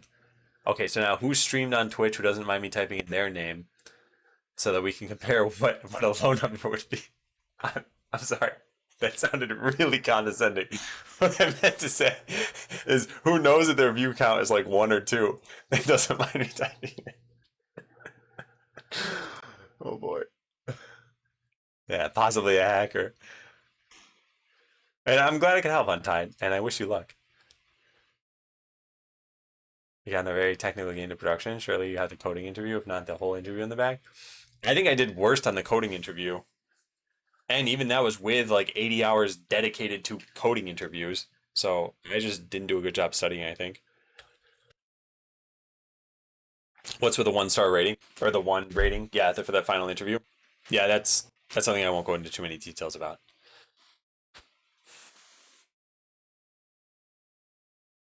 Oh, thanks, Untied. Yeah. I'm catching up, only 5 minutes behind. Yeah, 4 minutes behind now. Slowly catching up. What do you think a basement dweller should do to get to the point where he can get referrals for jobs? I think this is a very roundabout process because okay, so I think the heart of this question is you're not very social, and to get referrals for jobs you need to be more social. So there are a couple of things you could kind of approach. In the end, it's always networking, right? And so one of these you can look at is just socializing with people. And for that, there are meetups. Well, not anymore, probably. This is probably a lot harder nowadays because there are no more meetups, there are no more conventions. But there's online networking as well. And so Twitch streaming is really quite nice for that. Discord, any other sort of like a Reddit community, Twitter, anything like that. Because there are people, I got referrals to Google from people in chat whom I've never met, but who watched enough of the stream to say, yep, I would be happy referring you. So that was me networking without attempting to network, really. That was just a process, not a process, a consequence of streaming all this. Yeah, or dwell above ground. Running a lot of items, they're paying at a loss. It's hard to say. I don't think I understand. DP, is it converting recursion to loops? No, so dynamic programming is really reusing subproblems for a larger problem. And so one of the simplest examples of this is the Fibonacci sequence, where in order to compute the Fibonacci number n, you have to compute the number below that and the number below that. And so if you think about it, this is a subproblem and this is a subproblem. So once you've computed f of 5, when you're computing f of 6, that's just f of 5 plus f of 4. So you could reuse that over here. Now that's all dynamic programming is at first, you could also, I guess, officially add memoization into this technically, depending on what kind of approach you use. I have a lot of notes on dynamic programming, and they're actually specific to dynamic programming. There were some MIT lectures that I watched that I thought were very good. I ended up with a very academic understanding of it. And unfortunately, I don't think this translated very well to practicality for me. And that's where you would augment this by doing leak code problems or HackerRank or something. How'd the interview go? Yeah, check out that Today command. I believe it might be a lot of brand name recognition to buy something like Twitch. Yeah, I think so too. I don't know how much they did that because I think the average person doesn't know about Twitch still. And that and then it means something to gamers mostly. Yeah. It's kind of funny because my family is not really the demographic of Twitch at all, but because I stream on Twitch, some of them end up watching. And so it's like rarely I'll hear a story from a family member who they'll be talking to someone and that person brings up Twitch and they're like, "Oh yeah, I know Twitch. I watch it all the time." And they're like, "What? Like, why? You're definitely not the expected demographic of Twitch." And they say, "Oh yeah, my son or nephew or whatever relation I have to that person streams on Twitch." Yep, yep. That's how I buy companies. Yes, Cass. What's up? How have you been? What have I missed? The Today command has a summary of most of what you might have missed, which is talking about the job search and how things have been going. I had an interview with Amazon on Friday, an interview with Google yesterday, and they're done. And now I'm thinking, you know what I should do? You know what my favorite kind of dessert is for celebrations? I think I might have shared this once before, but it's this happy birthday Debbie cookie cake. Anyway, cookie cakes are amazing. They're large cookies with frosting, and it's like sugar overload. I should get one of these. This is how I should celebrate not even having a job yet, but being done with interviews. I mean, look at that. It's so good. So that's what I think I should do. That's it. I've got my plan now for the rest of the week. Consume as many cookies as I can. Yep, command to check it out is the Today command. Yep. I'll ask tomorrow. There's a tomorrow command too. Did your did you show your Bing page at Google Interview? No, so even if I had, by the way, that wouldn't have probably mattered at all. But I did not. Okay, me. All right, so let's look up Codephobia. Codephobia has more than one viewer. Okay, so Codephobia view rank 37,000. And let's get somebody else. Endorn definitely doesn't stream, so actually it might not even show up in these stats. Yeah, it doesn't show up in these stats. And it's got to be someone who kind of streams. Oh wait, not. Maybe Antimatter Tape, because I've seen Antimatter Tape stream before. No, it doesn't show up. All right, I don't know. So yeah, well, anyway, the point was that I wanted to see if there was a number that was like 400,000 on this list, but they probably only track stats of people who hit a certain threshold. What's your specialty about CS? I mean, AI, algorithms, information security. I don't feel like I have one. I was kind of talking about this before. A lot of what I did over the last 5 years was making Botland and so this is an automated strategy game, and making Adam Learns, which is an educational website where I made courses. So I made the site and I made the courses themselves. And both of those are not small undertakings. And at any given point when I had a problem, I would get depth in that problem. So whether it was Firebase, Amazon, any particular technology like Docker, Terraform, Ansible, any language specifics, any techniques, design patterns, I would learn those when I needed to. And so, in some sense, there's no real specialization. Like, sure, most of that's centered around web dev and game development, but I still wouldn't say that's a specialty of mine. Did I use any book during the interview process? Originally, so I still have this on my desk, Cracking the Coding Interview. I used this back in like 2014. This time around, I did not use it very much. I mostly used LeetCode, and I don't know if that was a good idea. Never been above 3? All right, let's see. Okay, no, it doesn't list anything. Do AdPow. I mean, technically, I don't need people's permission for this. It's a public website. No, this doesn't show up either. Although maybe it doesn't show up because of. Oh, there we go. Okay, yeah. So here we see 872nd thousand. And if I click, well, I guess last year, this was 6,000. It goes down to 8,000. So yeah, this is tracking quite a lot of people. So there are lots of streamers on Twitch. I once had 200 views. Okay. Yeah, this is why Adam failed the behavioral part.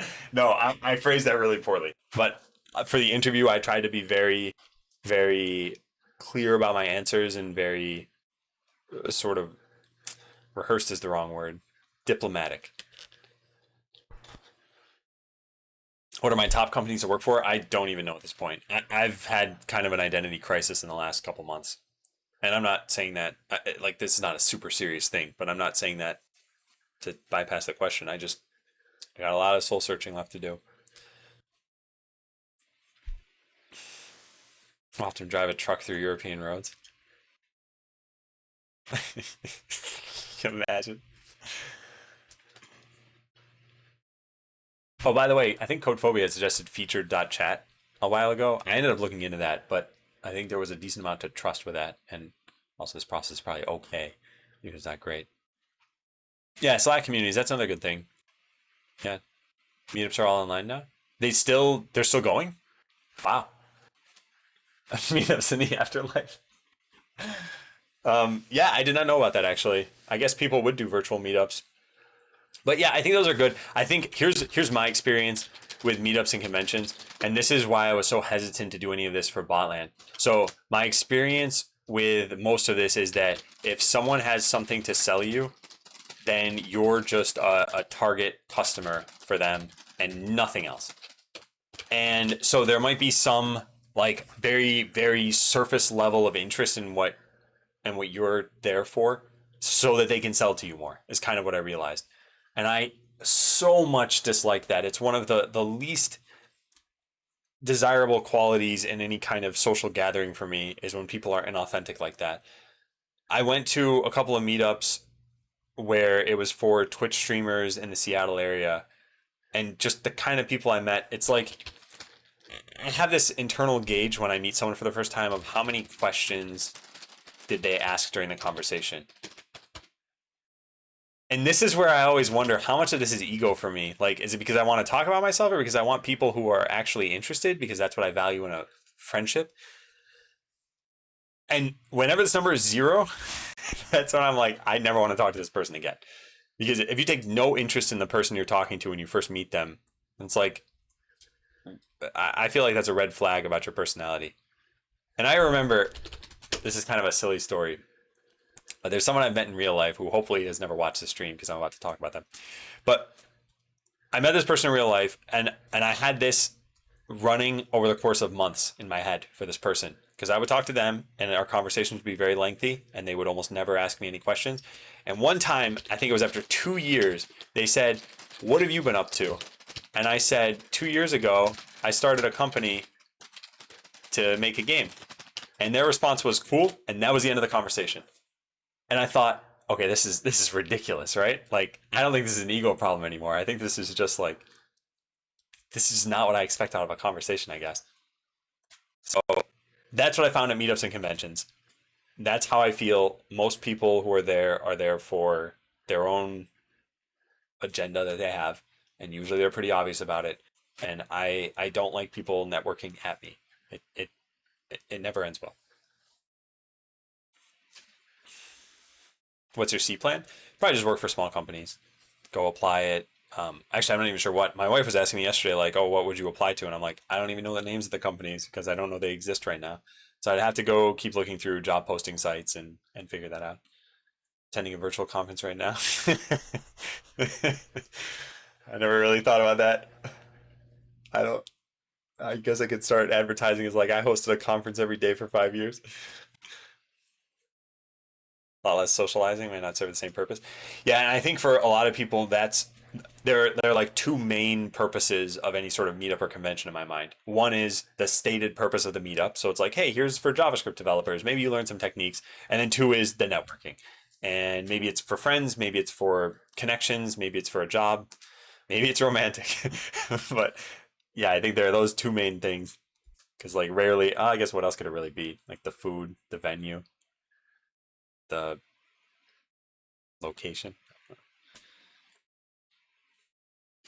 It's a good example for recursion. A lot of the dynamic programming problems involve recursion, or at least you could look at it recursively. But it's truly just dynamic programming is reusing subproblems. Did I write my own Twitch bot? I wrote my own Twitch bot, yes. But what you're seeing in chat is not the one that I wrote. That's Phantom Bot. The one that I wrote was for controlling my lights in the room and for doing some other things. I had an overlay that I had people could control. But I don't really use those anymore because of the lights. I got a green screen, so now you can't control them. Watches 3D printing videos on Twitch. See, I think there's certainly a lot on Twitch that it's not just gaming. And of course, you probably all know this being on Twitch and talking in this chat. Like Bob Ross, for example. And Bob Ross, I think, is probably appealing to practically any audience because it's just chill painting, right? Like, who doesn't like that? I don't even draw, and I still like Bob Ross. But I don't think many people probably know that that's on Twitch.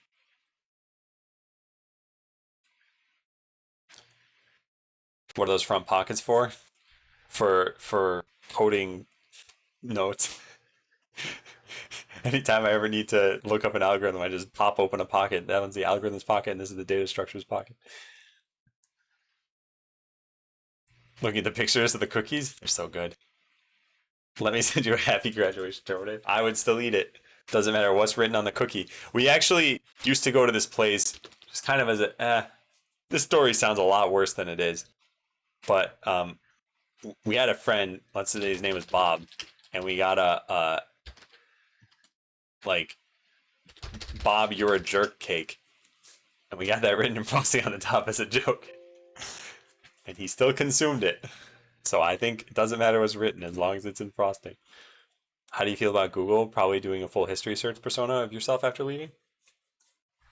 What do you mean?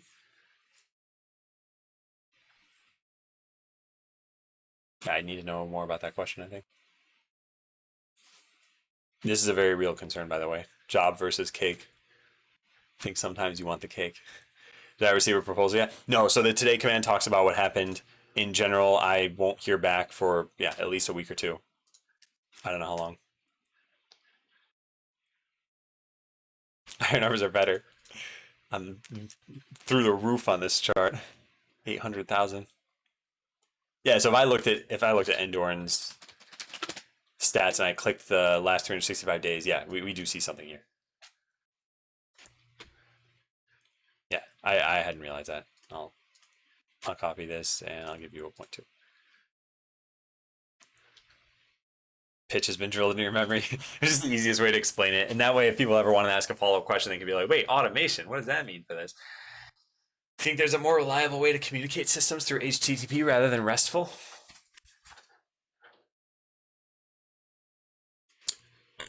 I guess you have to think of what layer we're talking about here and where you want reliability. Because HTTP is over TCP. TCP is reliable and in as reliable a way as a system can be in that you acknowledge packets and you have them in the right sequence. But if we're talking about like what level of reliability do we want? Yeah, that's why I say it's not as serious as what I was saying. Identity crisis, it sounds like I have no idea who I am anymore. But what I meant is I don't totally know what's going to be the best path moving forward. How you deal with burnout. I definitely think the best way is always first take a mindful vacation. Don't take a burnout forced vacation. Take one where you say, I'm going to do something that I like. I'm not going to feel guilty about it. And I'm just going to take this time off and introspect. And if you still feel bad at the end of that, it either means your vacation wasn't long enough or that this is a very serious issue. And it's kind of hard to figure out which one you might be in. But yeah, the first step to tackling burnout, I think, is vacation. Oh, I didn't realize. Neat. Yeah. How many questions did I ask you? When you first met me, though, was technically on Twitch, right? But no, conversations with you were fine, Raimu. Raimu even offered to pay for my breakfast. Raimu's a gentleman. I had a lot of calories that morning. How's the weather been for you? Yesterday was brutal. This room gets hot when it's 60 degrees outside.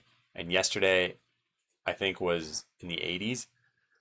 So it's just so humid. Yeah. I already knew my question is there a more reliable way to communicate on HTTP than RESTful? I think REST is a good standard yet. I I think Premier kind of touched on this, but yeah, they're different layers, and the reliability of the message reaching its target is based on the transport layer, and I guess technically everything underneath that too. So like the physical layer could matter as well. But then REST is kind of at the application level of what are you doing with this? Yeah, Meetup sounds like part-time friends. I think I think some part of this is catching spiders, but I think this was probably always there. I think as long as there's a business aspect to something and money can be made, money will be made. So you can. Oh, Reno, thanks for the resub. What's that say? The end of my last sub, so neat. I made it to a year. Nice. Thank you very much, Reno. Let me type the welcome back that I have here. Um, yeah, so I think anywhere that you can make money, someone's going to try to, and you see this in everything, right? You could you could probably you could probably come up with any product or service idea, and there's someone who's trying to like scam their way into that product or service. So with games, I think there's the very obvious connection to, well, if we get people addicted and we get them wanting more, then they'll spend money on it. But I think there are lots of games out there that are just like they were just made to be a good game, like Smash Bros. I have played that game for way more hours than you should play a $60 game for, I guess, to the point where your entertainment per hour is a very good number. And I don't think they're trying to rip people off with that game. And same thing with Twitch. It's like I think they want you to stay on the platform so that they can serve more ads to you, so that they can get you to spend money on subscriptions and everything. But I don't think it's all predatory. Game dev is no longer magical.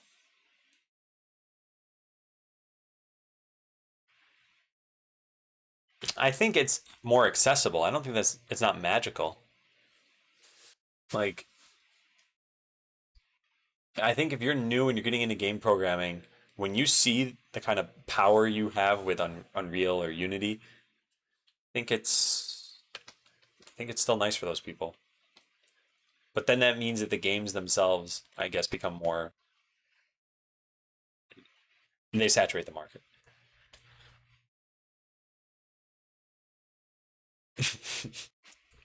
You should make a dating site for this. Every once in a while, I hear about this. Someone makes a dating site where they're the only person on it, or they're the only guy on it, or the only girl on it. It's always guys. Um, but yeah, and I always think, how did that actually make it to news? It is notable, but how did they get to that point? And why couldn't I get Botland at the point? Showing the power system just shut off the stream. Chat anime. I don't think I know what you're talking about here. Active cooler, I see. God, I remember that. I remember Capri Sun. I wonder what it tastes like now. Because I remember it being like it was just pure sugar water and they didn't try to hide it. And now I think there's a lot of cereals and drinks and whatever else that are like, no, we're healthier than we used to be. And we don't use the same food dyes that we used to. So does it taste the same? What should one do to get from mid level to higher and beyond? I had that feeling I'm stuck. I think at any particular company, you should first ask the people above you what they want to see and know that they don't necessarily follow through on promotions. And also look at the people who are more senior than you and look at what they're doing. Because typically, what a lot of companies do is, in order to make it to the next level, you have to work at that next level first to get promoted to that, and then start working at the next level to get promoted to that one. So that you're always working at the level you want to be promoted to. As for the actual steps you take, it's probably going to be expanding your knowledge and efficiency. And I think the knowledge matters maybe a little bit more than efficiency in that case. Of like, are you designing systems well? Are you cutting down on churn, on bugs?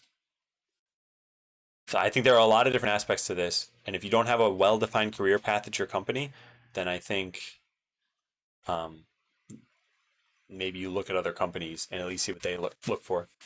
What version do I use? I think I have a OneNote command that talks about that. I think it's 2016. Would I consider making a video about it? I don't have a video, but I have a blog post about how I set things up. That might help. You didn't eat it. More cake for you.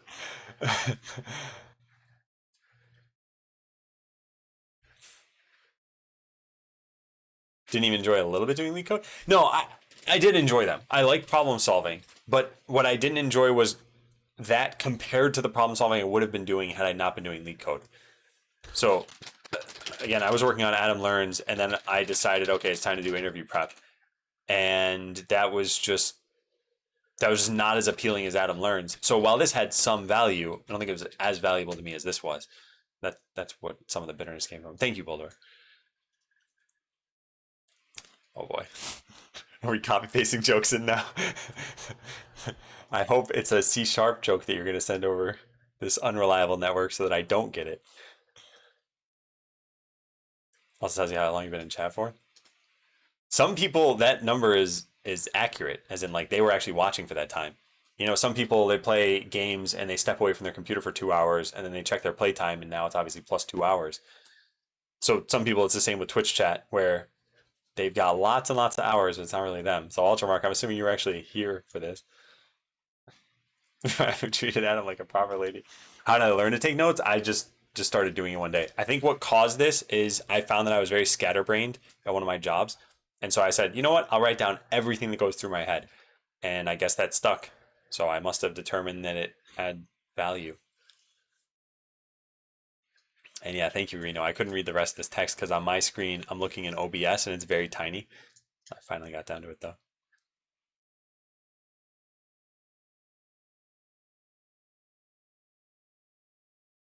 Best way to integrate different systems through the internet that's more reliable than HTTP RESTful. Text and binary did. I'm guessing Bremir is eventually going to respond to this in chat. Probably already has by now, but I think what your question is, you're possibly not doing service to what the spirit of it is with the wording of your question. Because the way that you're saying this, I still focus on this word reliability, reliable.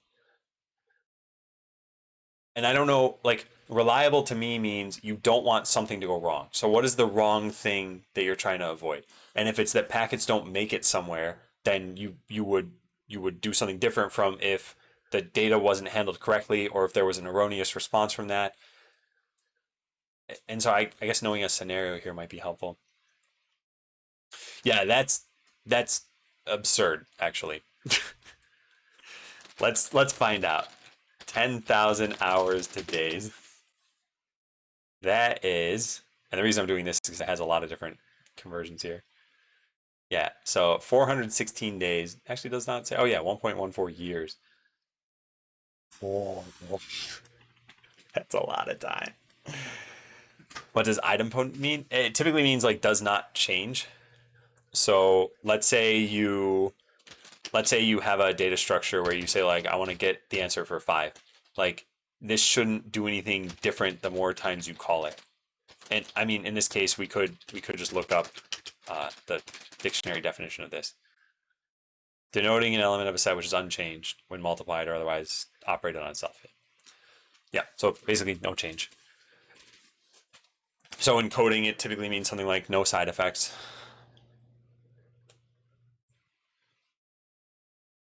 I know how to use message queues and it's reliable because they're fault tolerant. With the RESTful API, I have more freedom to transfer the data.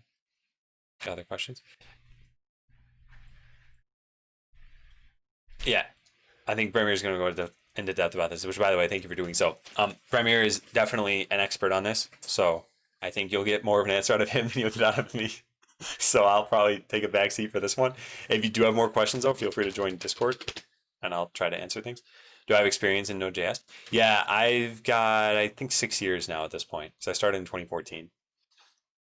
Was vacation me new and traveling's not an option? For me, it doesn't. I don't know if you really want to know for me specifically, but for it doesn't matter what I think here. What matters for avoiding burnout is what you think of it as a vacation.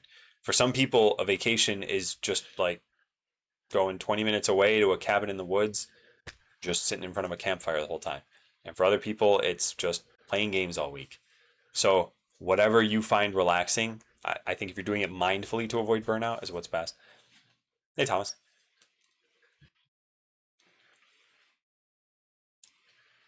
Okay, I'm making it toward the bottom of chat. I'm almost there. When you ask what's necessary to be promoted, all you hear is overwhelming silence. That's, yeah, and that can be a red flag because they either don't have room for promotion or they don't care about career progression.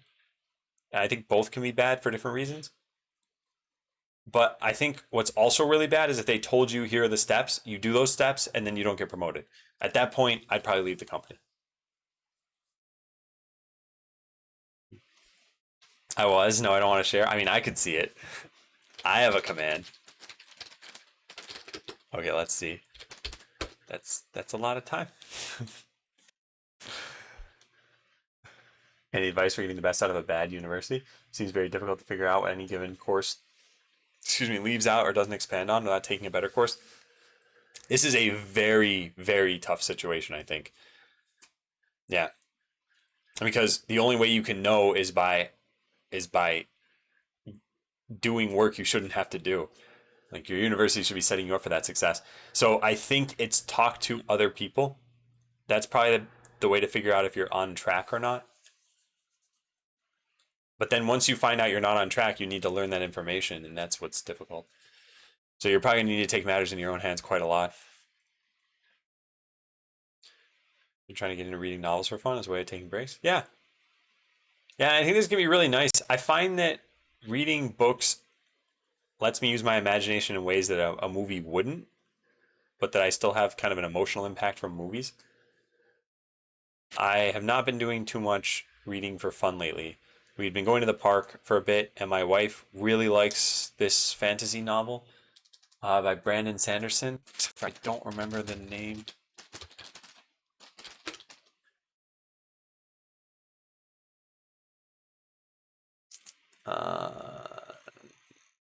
All of these names are familiar to me because I think she's read a lot of them, but I don't remember which one she was having me read.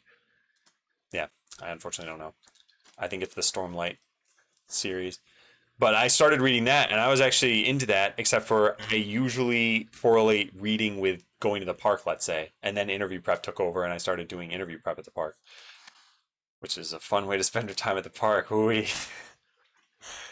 Congrats. Why don't you build a small web app or project on this stream? I think this stream is just going to be talking. I realized as I went through it, and now it's actually been 3 hours. Wow, this time has flown by for me. I know chat's been slowing down too, and I've probably been slowing down as well.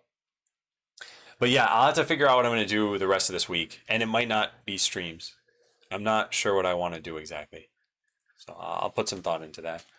Yeah, figure out the rest of this week. Need to learn some Node.js. It's a side skill, but I'd like to not be lost. I jump straight into a Node.js course. The way I learned Node was with an online tutorial, but I already knew a lot about what Node is built on, essentially. Like it uses JavaScript, so I didn't really need to learn the JavaScript part. I need to learn how Node did things. And for me, I remember that being this concept of middleware, the whole module system, just kind of the general execution flow. So whatever you find online that meets that, and you'll know whether you're learning or not, because you'll feel like you've internalized things. Yeah, just keep trying to find resources until something fits. I think it's a good idea to do it though. Spam the chat. Hey, Nui. Yeah, I did not say hi. Been learning to program using blocks. I was wondering, is this a good place to find a playtester? I mean, you can ask. If anyone wants to help Crash Landing playtest, yeah, reach out to them. I mean, I guess I just asked for you. Yeah, it was. I don't remember the name of the first book. I think it's the Stormlight series, but yeah, I'm not sure. Hey, Backcraft. Is it the Mistborn thing? I don't actually know. I think Stormlight is. I remember Stormlight being a prominent thing in there, but they also talked about swords being pulled from Mist. I don't know if those two things are related. I didn't get very far in the book because, like I said, interview prep replaced everything. What's your opinion on hard versus soft magic system? I haven't read enough fantasy novels to know how I feel about this. Yeah. Plus, I think I want to actually still talk about some technical stuff because I'll probably sign off relatively soon. Through Botland and Unlearns, just Twitch has all but put a strain on your marriage. This is a little tough to answer without my wife being here.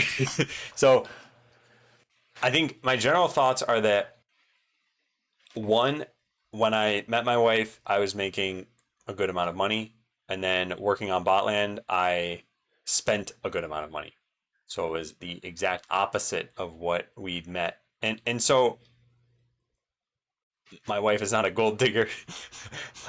I'm not trying to give off that impression. But when you meet somebody, you have sort of an expectation based on where they are of how things might look. And so let's say, you met me and you thought, wow, this guy's really ambitious. And then all of a sudden I'm like, you know what? I'm just going to spend 2 years playing video games. And I don't even stream. I don't do anything. There's no business aspect to it. You'd be like, well, this isn't really what I signed up for. And so I think there was a little bit of a feeling of that from her side of like, he has a lot of potential. And Botland isn't really helping him realize that. And so I think that was like some strain. But overall, I think strain can actually make a marriage stronger. And that thankfully is what happened here. So I think we're on a very good keel right now, the same wavelength. And I have to be careful about how I pursue future endeavors because I want to make sure she doesn't ever feel like she's between a rock and a hard place. Ever been noticed IRL by a stranger? No, never. Yeah, never. I think the closest I got, I was doing the first robotics championship with Kipoga, and there were a lot of people coming up to him saying, "Oh man, can I get a picture with you?" And then one guy there was like, "Hey, I recognize you too," or something. But it was like totally an afterthought. He was obviously there for Kit. That was the closest I got, but never just in public as someone seen me and noticed me or something. Hey, ZMJ. Did I answer the question about this? I said to aim for a Fang internship and align toward that. And then anything else, I think you'll have to look up online. Finally learn lockpicking. Yeah, maybe. Maybe that could happen. I still have the box there on my floor. Yeah. What kind of interviews? What specific type of dev?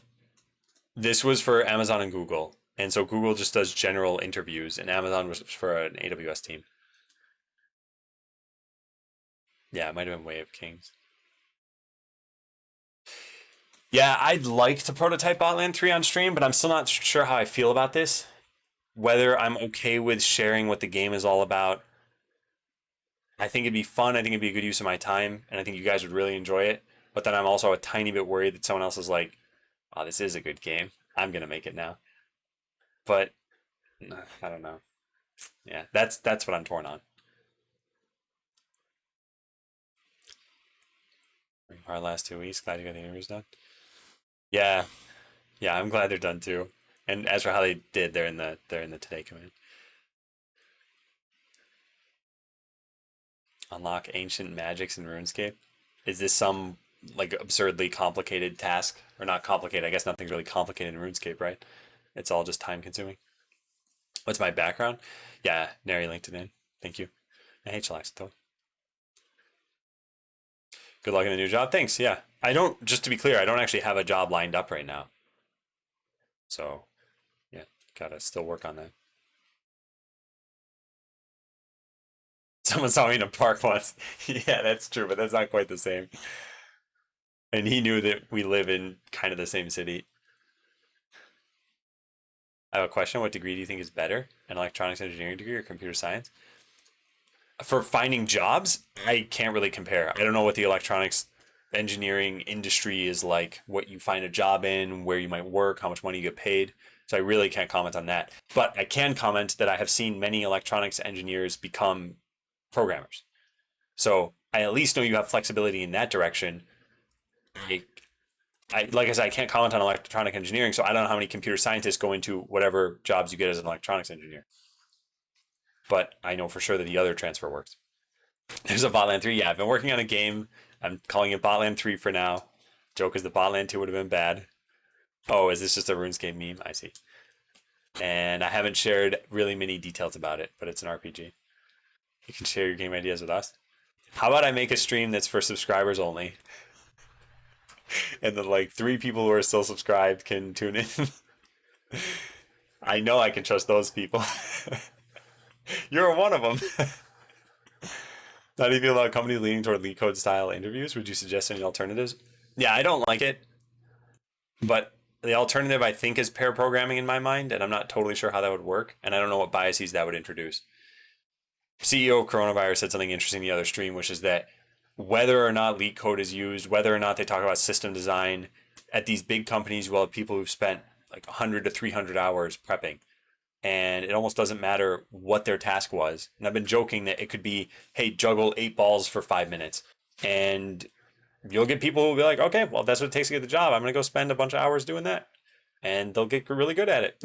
And that's kind of how I see the interview process right now. It doesn't totally correlate to the job. It somewhat does. It's better than juggling, but it's not quite as good as maybe something else out there is. And people practice for so long that you have to be better than those other people.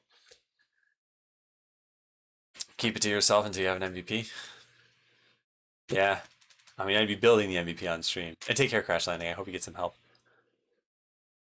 Has she ever been on stream before? No, never. You plan to apply to... I'll watch this later. I guess I'll copy the link. Plan to apply to more companies while waiting for replies. Yeah, that's what I'm debating on. Like, should I do it now? Should I wait until I hear back from these companies and I know that I don't have a job?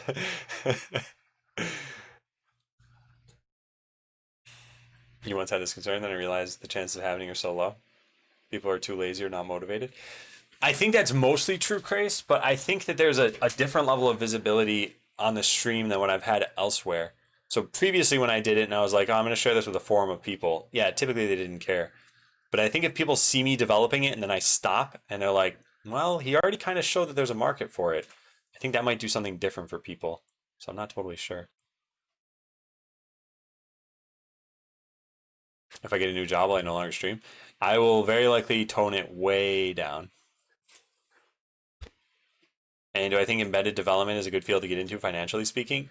I know very little about this, and my answer is yes, based on what very little I know. So take that with a massive grain of salt. A grain of salt so large you could sell that for more money than potentially getting into embedded development. Yeah, the sub button's gone. Yeah. Failed a text screen that was this heavy CS algorithm based. Regardless that I crushed the relevant portions. Yeah. Yeah, and this is where the best interview process is one where the people who succeed do well at the job that they get, and people who fail do poorly at the job that they get. So if you know for sure from the interview process that someone's going to be good or bad, that's a good interview process. So it's entirely possible that you should have gotten this job and the interview process held you back. Did you not have the same concern with Botland 1? No, Botland 1 was like a massive game. Botland 3 is supposed to be a single player game that's not so massive, and that if I was really focused on doing it, could probably get it done within 6 months. Why is the sub button gone? I've got the no subs command talks about it. Do you have some kind of analytics on those trying to solve the age puzzle? At the very end of the age puzzle, there's a straw poll, and it's got options like, did you find this fun? Did you find it hard? And one of the options is like, check this no matter what, so I know how many people answered it. And that finally has just over 200 people who solved the puzzle. So that's kind of crazy to me. But even, I think it was last week, someone reached out to me and said, hey, I'm having some trouble with the scavenger hunt. Can you help me? And so I gave some hints. They weren't very big hints, but they helped them, and then they figured it out. I interview software engineers using algorithm-based challenges. People who pass this with flying colors have been the best developers. There's definitely a correlation. I think it's hard to measure because there has to be some quantitative measure of quality for you to be able to compare, and how you measure that can introduce a lot of noise. I'm not saying your experience is wrong. I think it's a very tough problem to even figure out, are they good? Yeah, now you know it's single player, so if you just make all the single player games out there, you'll have made Botland 3 eventually. I guess if you gave an infinite number of monkeys JavaScript, they would eventually code the game.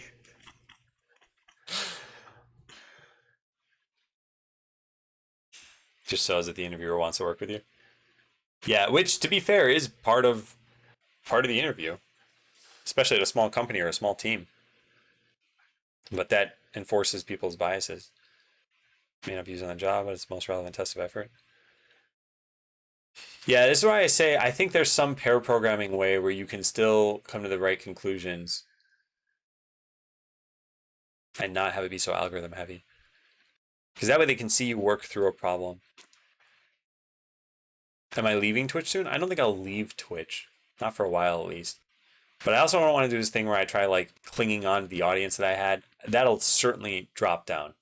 Like, I don't know what the viewership is now, but it's higher than it would be if I started again like 5 years from now without ever streaming in the meantime. And there are some people, some I guess you'd say influencers or personalities out there that I would have watched again if they'd come back after 4 or 5 years. I remember watching Husky StarCraft a lot in maybe like 2011, 2012. Apparently he's changed a lot and he has come back, but he's not doing StarCraft stuff. But if he just showed up one day in my YouTube stream, my like stream of news, and I was like, he's back, I'm watching him again. So who knows? Maybe if I didn't stream for a couple of years and I was like, all right, it's time to do something again, there might still be people here. Hey, Zachariah. Wouldn't be putting up code. I had open source Android app on GitHub and no clear license. Someone had already reskinned it and put their fork on Google Play. Wow. Yeah, wow. I must have felt bad.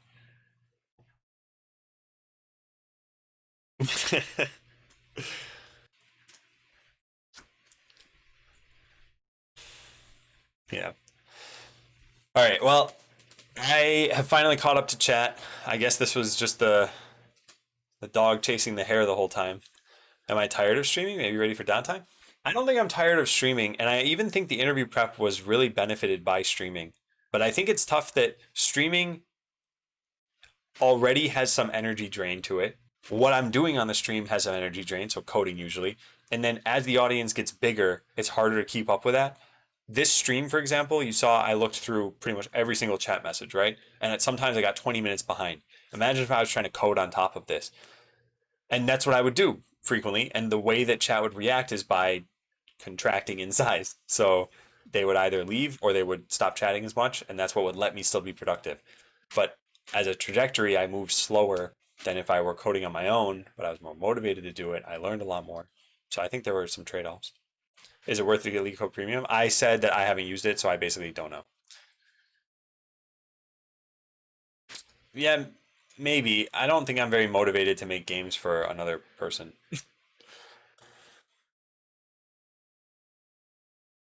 Thinking of posting my interview prep and PhD work. Now I wish I found the stream a few months ago. Yeah, you totally should. I've got a. Is this the command? Yeah, I've got a blog post I wrote and have been kind of updating over the years for live streaming or self developing. You might really like this. Now, I linked this to someone else relatively recently, and I said the same thing. This blog post is kind of trying to sell something, but it's very very slight. If you ignore this and you ignore the thing at the bottom, all the rest is just information I wanted to be valuable to the reader. So there's very little marketing information in there, and I think that's pretty good. And I've been streaming for more than 5,000 hours over the course of 5 years. Most of it was pretty much full time. So I've seen enough of the cycle, enough of viewers who come and go over the course of even 2 years, enough of bad experiences, good experiences, all of those things. Oh, thanks, Jedi Potato. Yeah, and like I said, I don't think I'll be just leaving outright completely. What I'd like to try to do is set a schedule that I can stick to relatively consistently. Let's say like Saturday at 7 p.m. or something. And then maybe because there's only, let's say there was one stream per week, maybe I could even edit it down on Sunday and put it on YouTube so that people who couldn't watch it live will have an abbreviated version of it. What's the max viewers this channel has ever had? I mean, it's after Kipoga rated, I think that was the most. So whatever number he had right before rating is technically the max number. So several thousand. But the max number I ever hit on my own was probably like mid hundreds. So not a ton. And I guess, I don't know if you count this as on my own. I certainly wouldn't. But at one point I was on the Twitch front page.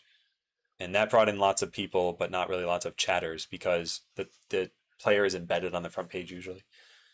You have any advice to get someone stuck at a C# job in an area that doesn't have good C# alternatives, starting to get anxious? Right now, particularly Dissonant, you can probably find a lot of remote opportunities. And if you look at the Today command, you'll see at the very bottom are a lot of different sites for finding jobs. And some of these are remote only sites like Remote Club and Remote OK. And other ones, while they might not be remote only, usually have some filter for you to find remote jobs. So you might not be as stuck as you think. And starting another language not being easy, that might not also be as true as you think. You have C# under your belt, so learning other languages of the same paradigm would not be as difficult as it was to learn C# initially. But in general, I would say to steer yourself toward what you see job postings for jobs that you like. When I was doing this, I ended up listing all of these different technologies that I wanted to do. So I think, what did I have? Yeah, I just listed everything that I did not know or had used, and then just started learning some of these things from the list. And you'll see ones that pop up frequently for jobs that you like, and that'll help steer the process. How do you practice coding and problem solving? I thought you were using LeetCode. Yeah, I was using LeetCode, but I don't know for sure if it was great. I know you guys are saying I'll miss you and everything, and I appreciate that, but I'm not I'm not going to be leaving. Like, it's not like this is the final stream. What I was saying is I'm probably going to wrap up today's stream. I'll probably be back later this week. It's not like I found a full-time job yet. And even if I had, it probably wouldn't start for at least a week. But I'm glad I could have the impact that I had, and that a lot of people have talked about being more organized or motivated at coding their side projects. I think that's really great. The highest number of subscriptions, I think that was in the 600 to 700 range. That was right around February of this year. And that's when I was actually pushing for subscriptions. That's literally the only time in my entire time streaming where I was like, all right, now's the time you guys should actually subscribe to me. Since then, I've clearly turned it off and everything. Asymptotic. I don't know if you've heard about Husky. He's apparently changed quite a lot. I haven't watched his video, so I haven't seen this firsthand. Where's Elixir? I just must not have seen that in the job postings. Who do I want to be like? My answer to this question has almost always been I want to be a little bit of a lot of people. There's no one person who I thought is the guiding light in my life, but I think lots of people have good qualities, and I think you look to emulate the good qualities in all of the people you see. I'll miss you too. It's gonna be so long. How many rounds did I go through? For the Amazon process, it was mostly just a coding assessment and then the on-site. For Google, it was just talking on the phone. I don't even think I had a technical thing before the on-site. They skipped that step. Thanks, Bob Dole. Sucks that you're dying, Adam. Guess those studio lights were too powerful for you. What state am I from? I have not shared that. I am from the US and it is not from Washington, so you know it's one of the other 49. But I'm currently living in Washington. Already have separation anxiety. Okay, again, I'm probably going to stream tomorrow, guys. I'll post on Discord about this one way or the other. Have you ever considered starting your own company? I'm currently at my own company, and it did not do well enough for me to continue. But that I made Botland in that time, and what is going on with this tab? Okay, I crashed web browsers in that time. It's better not crash the whole thing, because then I'll lose chat. Okay, yeah, yeah. So I made Botland in that time, and I made AdamLearns.com in that time. And I mean, I took in some money, just not a ton.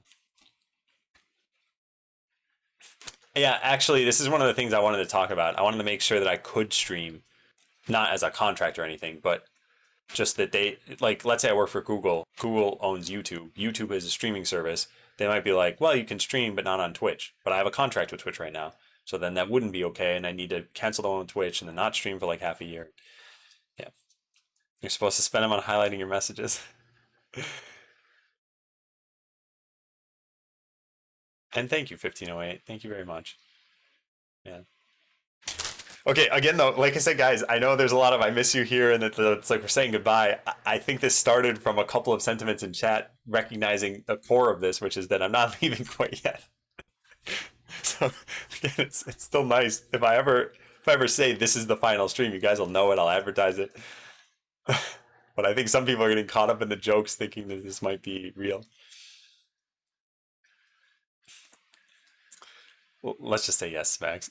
Sure. Okay, it's getting ridiculous.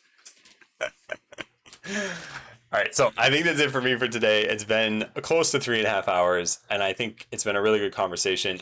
One of the things I have yet to figure out is what am I going to be doing the rest of the week, and I'll try to put some thought into this today, so that if I stream tomorrow, I've got a goal for the stream and not just let's chat about stuff.